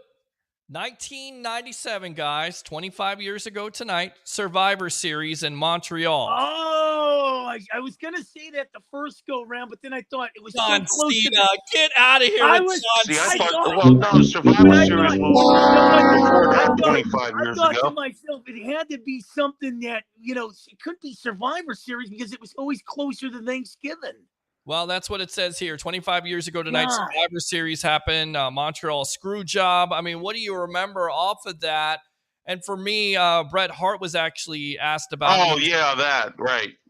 Okay. Yeah. And he said, we had another 25 minutes reflecting on, of course, the event that unfolded 25 years ago on Wednesday. He also had this to say, even when we didn't get along, Sean and I always had great chemistry together in the ring. When we worked together, we wanted to be flawless, and we didn't get along, and that added to the intensity. When I clotheslined Sean over the top rope, we brawl, fight outside the ring. I could tell it was going to be a really special match. It was very competitive. He also goes on to say that match was just starting. All the brawling was done, just set up the actual match. It was going to be really it was going to be really good going after. I reversed his sharpshooter. We pictured the crowd standing up and going crazy. And of course, there was always a lot of controversy because it was in Bret's hometown.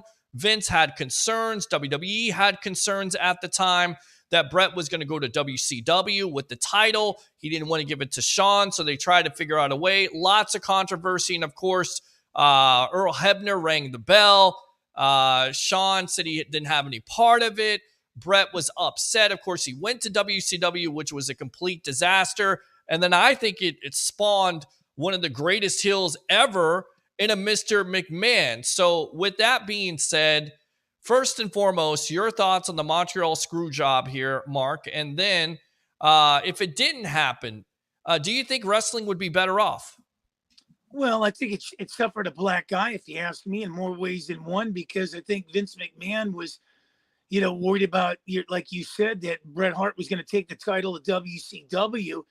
And the only thing closest to that thing was what CM Punk did when in Chicago on that Monday Night Raw, I believe it was, trying to take the title away too, because he kind of saw that coming. But I think it left a black eye on that. Everybody remembers the Montreal screw job and the half-ass count there with Hebner. I mean, it's unfortunate. And the only thing I don't understand with the wrestling business and being part of it, you work closely with guys on a nightly basis pretty much. How do you not get along? I mean, sooner or later, just kind of bury the hatchet. A bad attitude's like a flat tire. Somewhere along the line, you got to change it. Well, and then they kind of did bury the hatchet in 2006 during WrestleMania. I believe Hart and Michaels shook hands, and then Vince had a storyline with the Hart family, and they got him back and won. Everybody was happy, whatever else. But then Hart goes on to stay here, bodyguard. I'm convinced myself that they weren't going to screw me. I gave Vince 14 years, and I gave him 100% every night. We would have had a great match that night. But honestly, he didn't want, and this being Vince and WWE, what happened with Medusa taking the belt over, putting it in the trash. He wasn't so trusting of Bret. So at the end of the day, Ralph, Vince's actions, were they warranted? And then with that being said, Bret should have dropped the title that night in his hometown to Shawn, or did something, right, to help out WWE if he gave that many years.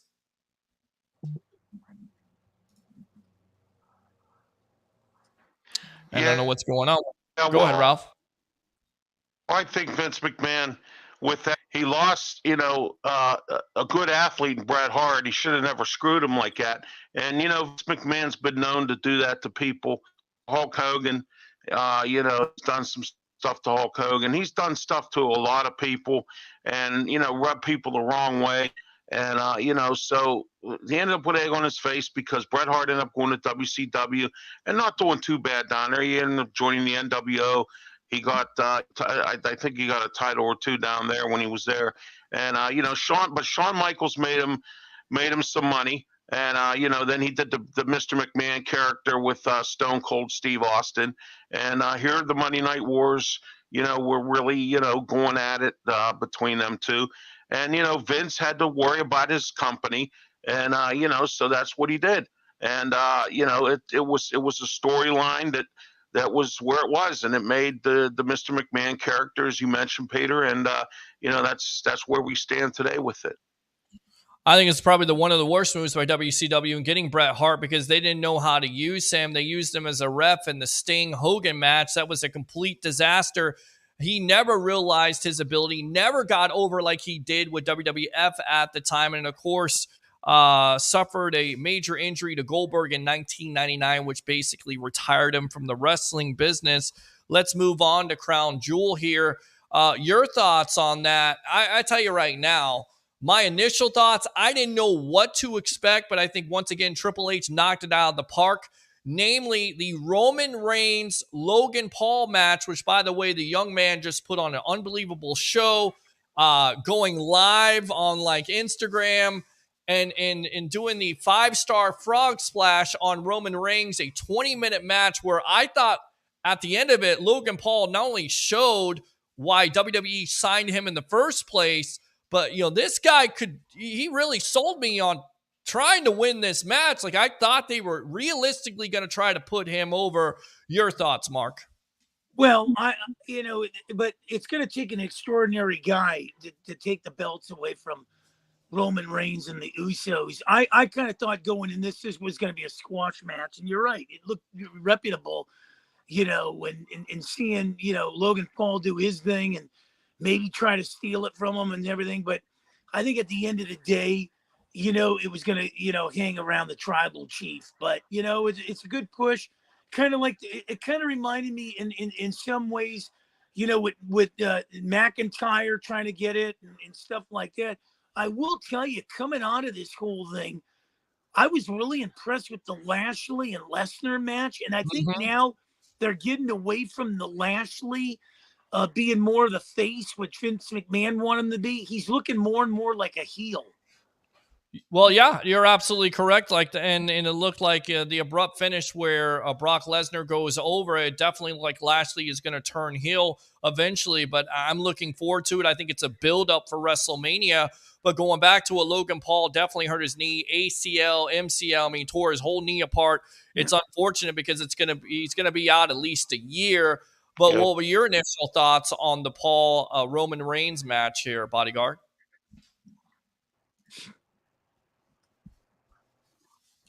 I thought it was a good match. Logan Paul did put up a good fight. His brother was there to help him out a little bit, and but it just as always, the tribal chief comes up and wins the match. I feel bad for Logan Paul though because he got that knee injury, and he's going to be out for a little while. And I don't know what the WWE had planned for him beyond this match. I don't know if he's going to be a part-time wrestler or if he's going to be wrestling on a weekly basis. But whatever plans they have to put it on hold because he's got to recover from that, and that's going to be a while. So you're not going to see Logan Paul for a while. And if his brother Jake decides to sign a contract, which I believe he probably will, we could see him as well, and we'll see what he does. Yeah, and I kind of alluded to this because I got a chance to interview Titus O'Neil a year to the day about the possibility of putting the Paul brothers versus the Furies at the time because Jake Paul was trying to fight Tyson Fury's brother, Tommy. That didn't come to fruition, if you will, but I was kind of trying to set that up. Instead, it was the Pauls versus the Bloodline. I still think it may happen. I'm just saying I'm going to pat myself on the back if it does, and I want to be a part of it. Pig Dog Video 2001 says, Peter, do you think it's time for the NFL to stop scheduling the Lions for Thanksgiving? Isn't it ridiculous? America has to suffer through a national telecast of the Detroit Lions. It's tradition. I don't know. I've grown up watching the Detroit Lions as bad as they are this year. Although I feel bad for them, I feel great for them because wow, Green Bay sucks. Yeah.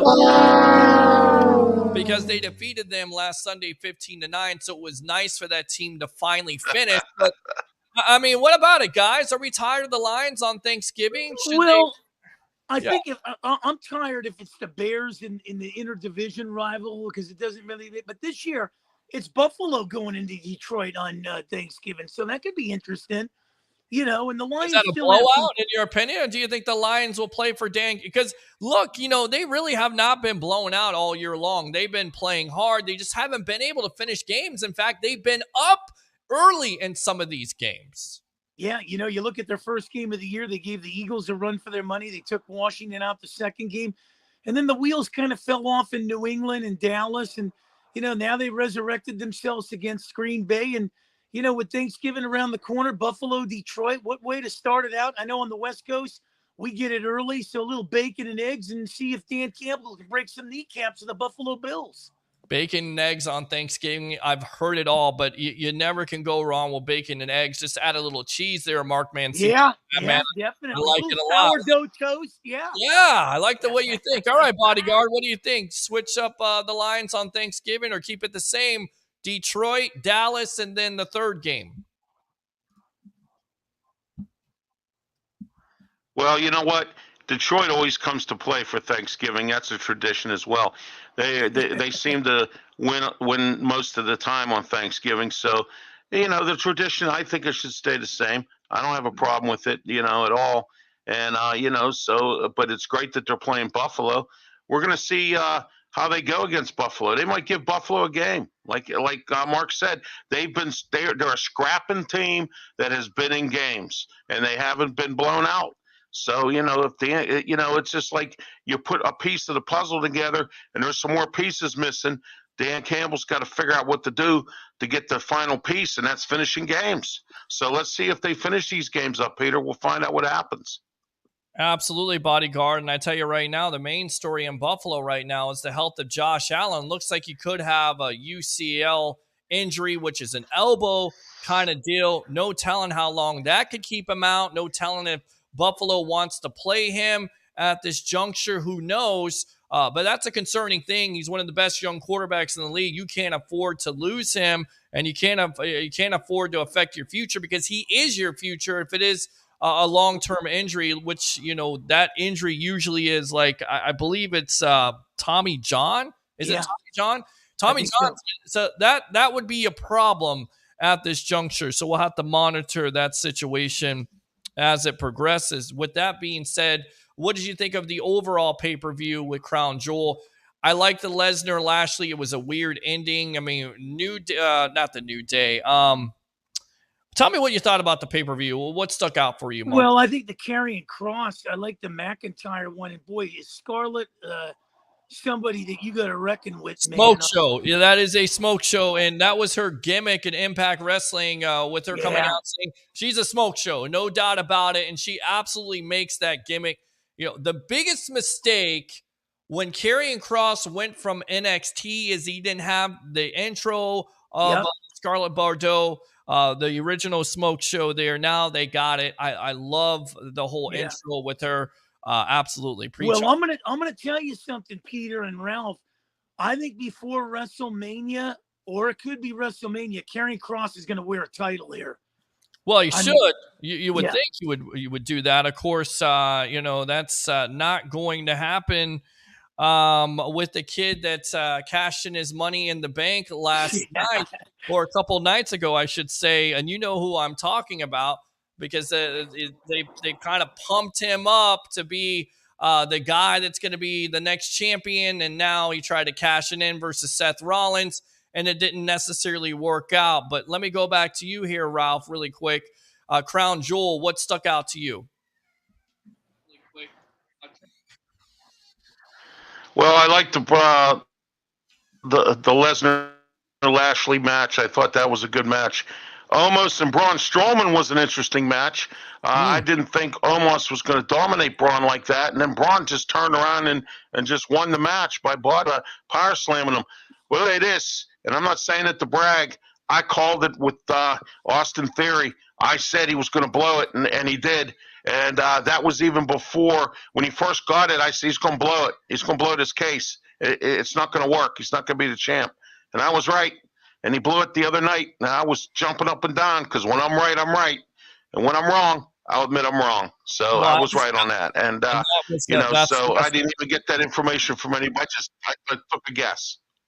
Yeah, Austin Theory was the wrestler and no longer in possession of Money in the Bank briefcase, which is odd in itself. Mia Yim came back and supported AJ Styles, Luke Gallows, Carl Anderson to challenge the Judgment Day because they had a Rhea problem. Of course, nobody knew what was going on at that pay-per-view. We thought we would have an answer. We got an answer on Monday night. Do you like that booking, or should they have done it at Crown Jewel, in your opinion, Mark? Well, I like the booking, and it probably would have been better at Crown Jewel, but you know what? Now we're going to see, the odds evened up here, and maybe this will go, with Ripley and, her going back and forth, maybe trying to strive for something, and maybe we'll see the dissolvement of the Judgment Day because, when you look at worse wrestling gimmicks, let me tell you something. The Judgment Day is going to be in the top 5 without Rhea Ripley there. Yeah, I know what you mean. All right, Ralph, what do you think? Yeah. Jeez. Well, I think that I'm glad the OC finally solved the problem. I thought it was going to happen at the pay-per-view. I thought maybe they would be able to win that match if they would have had, Mia Lim there as well, but it just didn't happen that way. And, Monday Night Raw, you know what they say sometimes, it's better to be late than never. So, she was there on Raw. She'll be teamed up with the OC as part of the OC. And now Judgment Day will meet their match. I believe that's going to be that's going to happen sooner or later, either with this faction or I think with Bray Wyatt's family. Somebody's going to take them down. Yeah, I'm very curious to see who Mr. Or Uncle Howdy is, although it was kind of revealed if you looked at it on YouTube and through Google that it could be actually his brother, Bo Dallas, which would be interesting in itself. I'm not sure what they're doing with Bray Wyatt. They kind of, once again, told some of that story at Crown Jewel. Do you like this build-up? Do you like this storytelling by Triple H and this writing staff of Bray Wyatt and his coming back to WWE? Well, I do like it. I just can't figure out if he's coming. It seems like he's coming back as a face now more so than a heel. Does that work? Does that, because to me, I think you're dropping the ball at the end of the day. I think Bray Wyatt could be a monster. I like the Fiend gimmick. I know you want to move on from it, from his, who knows what you want to move on to, but it certainly seems like he's a face. He's not. He's got all these personalities and stuff like that. So I don't know where they're going with it, but I kind of do like the build-up a little bit. There's, once again, telling a story, which is what you need in wrestling at the end of the day, right? Yeah, no, you're absolutely right. And to take this thing a little further is Rey Mysterio, to me, is looking like roadkill every week. I don't know what's going on with him and his whole, but I'll tell you the interesting thing here is, guys, and I don't know if you've been studying this, but Sami Zayn is kind of taking that Roman Reigns approach to building a character and running with it. And kind of like when you looked at Mandy Rose, I like what Sami Zayn's doing. I thought he was going to be thrown completely out of the Usos, and then he's kind of helping out Reigns and, Paul Heyman here. But you got to really look at that character and then look at Rey Mysterio and say, what the hell is going on with this character? Well, they're trying to build him up. I think it's going to be against his son. That it's going to be Dominic versus Ray at WrestleMania. I believe that's where they're going with this, Ralph. But going back to Sami Zayn, just a couple weeks ago on SmackDown on Friday night, impressive promo. He even, had the guys breaking character because he said that Jay is not acting oozy enough. If you guys didn't see that promo, definitely check it out. But Sami Zayn, very talented performer, great on the mic. And now he's finally getting a chance to shine. And eventually, I think there is going to be some confrontation between him and Jey Uso. How do you feel?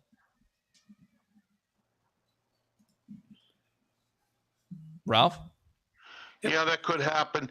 I'll tell you what, I have a nugget here in regards to Rey Mysterio. His cousin, Cain Velasquez, got released from jail today. He posted $1 million bail.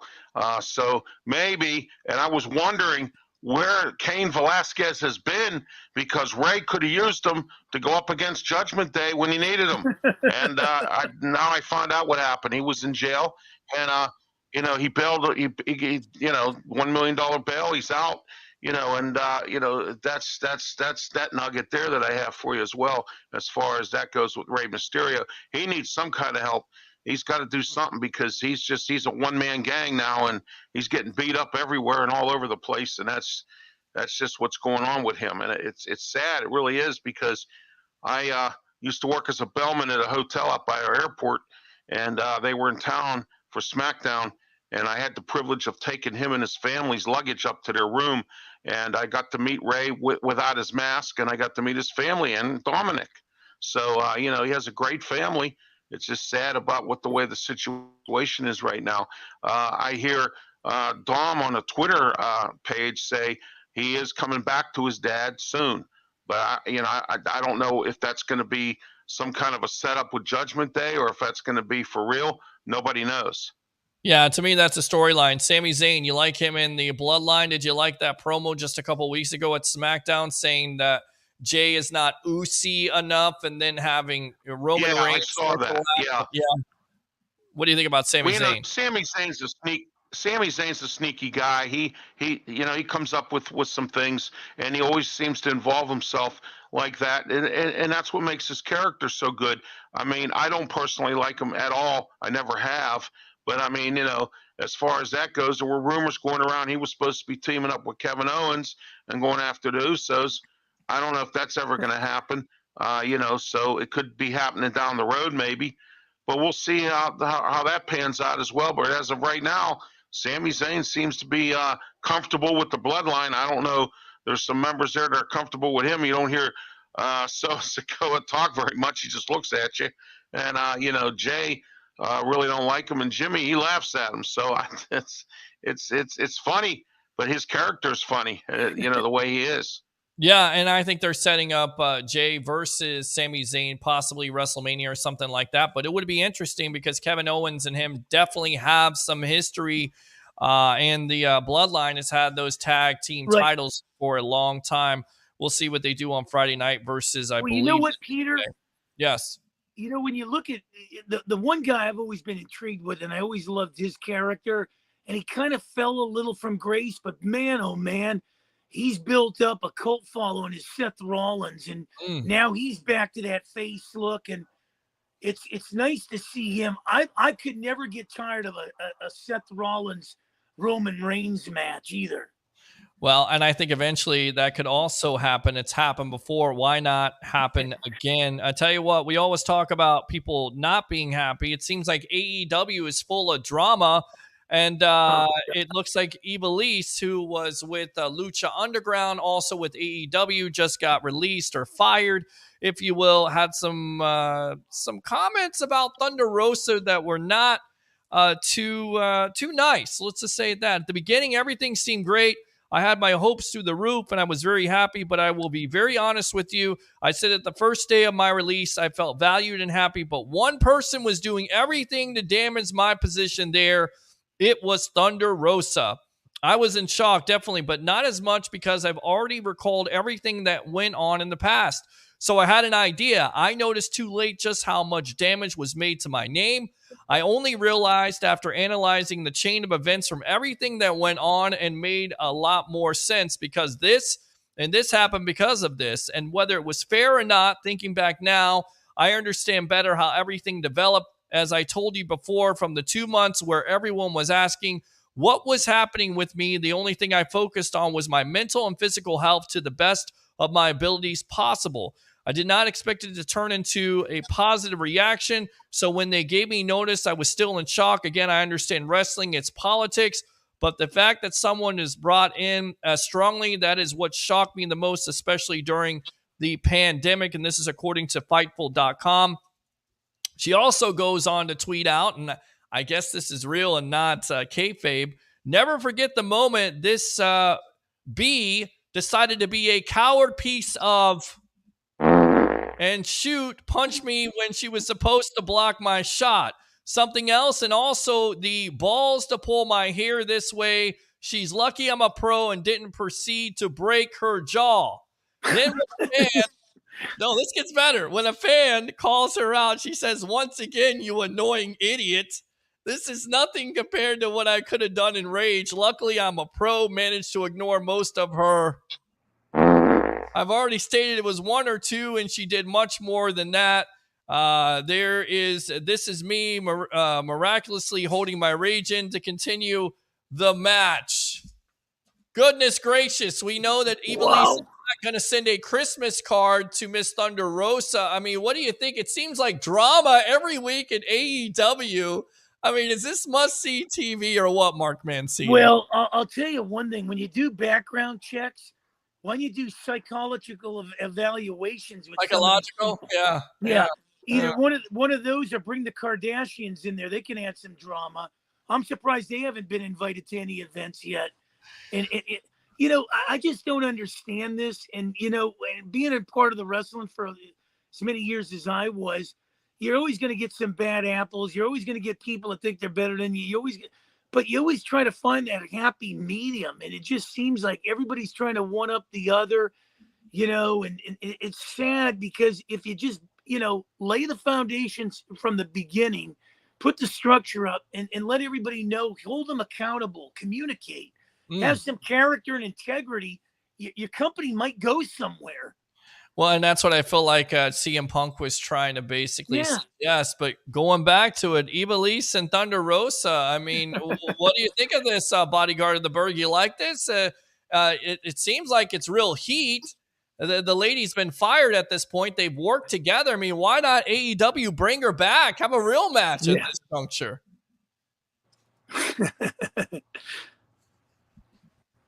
Well, AEW's been having a lot of drama lately. Cody Rhodes left because of some of this stuff. It all started when Tony Khan started taking things over. Now, Tony Khan let Cody Rhodes, the Young Bucks, and Kenny Omega take the company and run with it, and they did. They were in charge of the matches, and Cody and his wife Brandy were in charge of everything. And all of a sudden, Tony Khan decides to come out of his little hiding place and decides that he's going to start running things, and that's when things started, happening. And now it's happening here now, and I think they should bring her back and create a match, but I don't think Tony Khan's going to do that. And so now Tony Khan, here's a guy who knows nothing about wrestling. He's nothing. All he is a fan.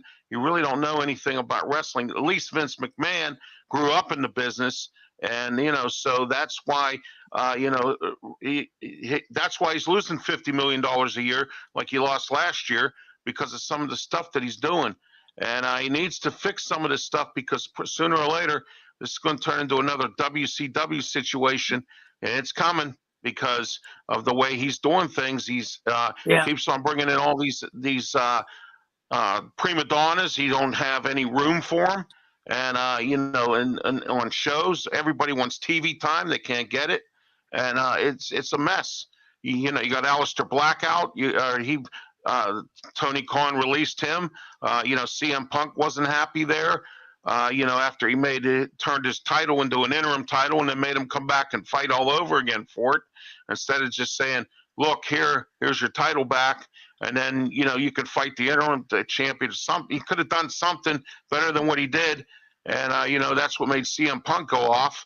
I just don't, I don't know. I like AEW. I really do. I like their matches. I like their programs, but he just has to fix this stuff right here, and there's no leaders. That's what the problem is, at all. Do we really think that CM Punk is done because they bring out Colt Cabana to wrestle Chris Jericho? And, of course, we know CM had the problem with Colt Cabana. So why not AEW take advantage of this? Or basically, is this a big FU to CM Punk at this point, Mark?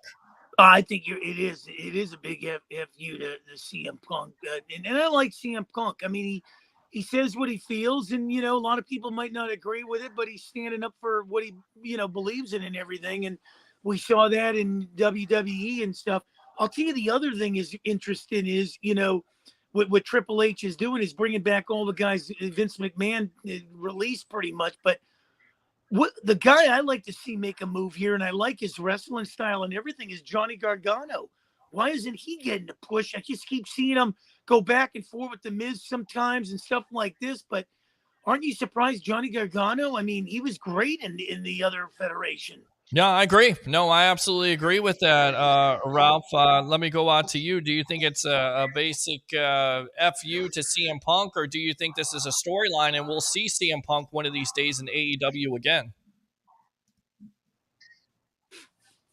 I don't think so. I don't think you're going to see CM Punk at all. I mean, I believe he's gone. He's made statements that he's not going to wrestle anymore. Yeah, he can go to doing whatever he was doing. He didn't do MMA, or UFC or whatever he did. And so, we'll see what he does. I mean, he could start his own podcast like everybody else does.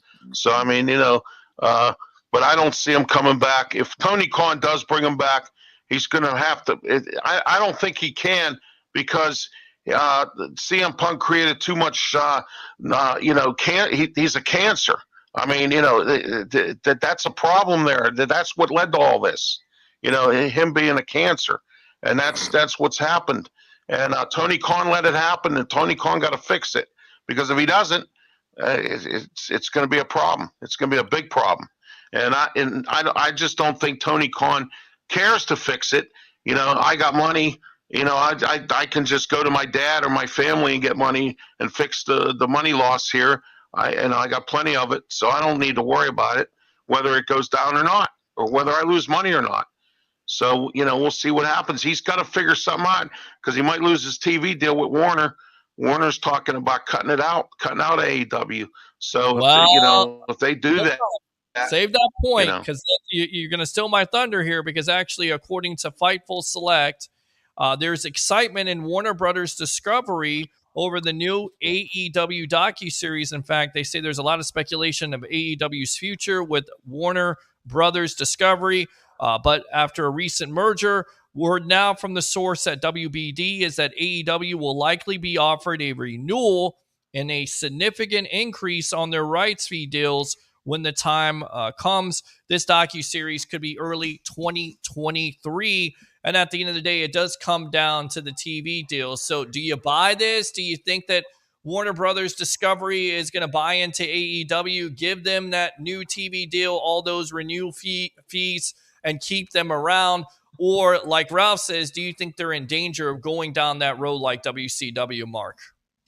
No, I think they might buy them. I mean, these companies got some money. They got money to burn, and I think they will. They'll kind of take care of it, because I think when you look at this, is somebody's trying to keep up with the WWE, and the only way you keep up with the WWE is you got to have fresh money trying to keep up with the competition's a good thing. I've always said it. Otherwise, it becomes dominated. We've seen what WWE's been doing.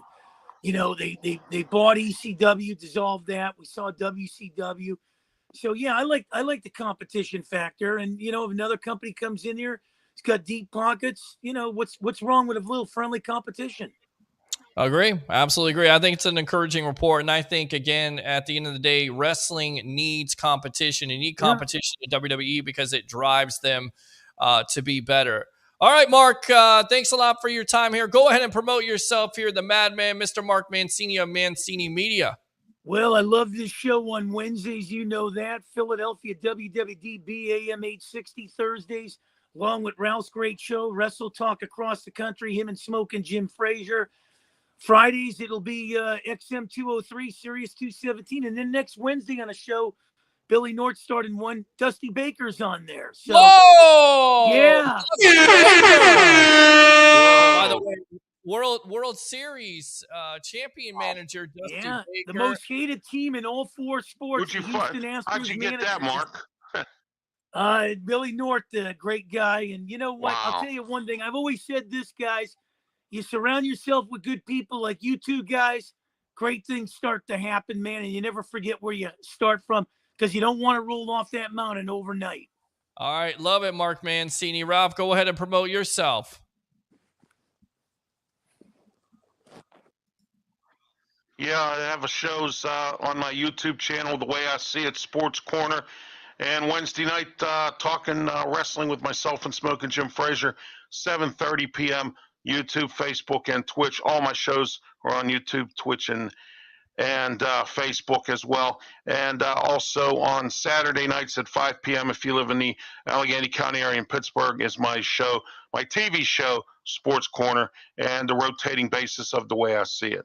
And don't forget, Thursday night at 8 p.m., Blog Talk Radio with myself, Mr. Mark Mancini, Smoking Jim Frazier, Wrestle Talk. It's moving, it's going, and it's the best. All right, good stuff. The bodyguard of the Berg, Mr. Ralph Williams. Thanks a lot for your time here on The Evolution. For having me, Peter. Appreciate you, buddy. There we go. Good stuff. Let me go on to Christopher Cole here. Have you seen or heard Jeff Saturday's presser? I have not seen his presser. I will take a look at it, Christopher Cole. But once again, thanks a lot to fans like yourself for supporting it. Like and follow, of course, the Sports Web on YouTube. Like I Love St. Pete, The Hub, and Amped Up Sports. Thanks to all the guests tonight. Mr. J.P. Peterson of the J.P. Peterson Show, which can be seen and heard every day from 10 to 12 on Facebook and YouTube. The best of the Bay, Mr. Tampa Bay, Ray Kennedy, Mark Mancini of Mancini Media, and of course, XM Sirius Radio, and the bodyguard of the Berg, Mr. Ralph Williams. We'll see you soon here as we got Bucs versus the Seahawks in Germany, 9:30 on Sunday. We'll be here for the post-game edition. Always keep on tuning in and do 3 things on this Happy Hump Day edition. Also, be safe out there for Hurricane Nicole. Bring your passion, bring your excitement. Just don't bring any nonsense. I'm your host, Peter Blake. Rock you like a hurricane. Have a great night.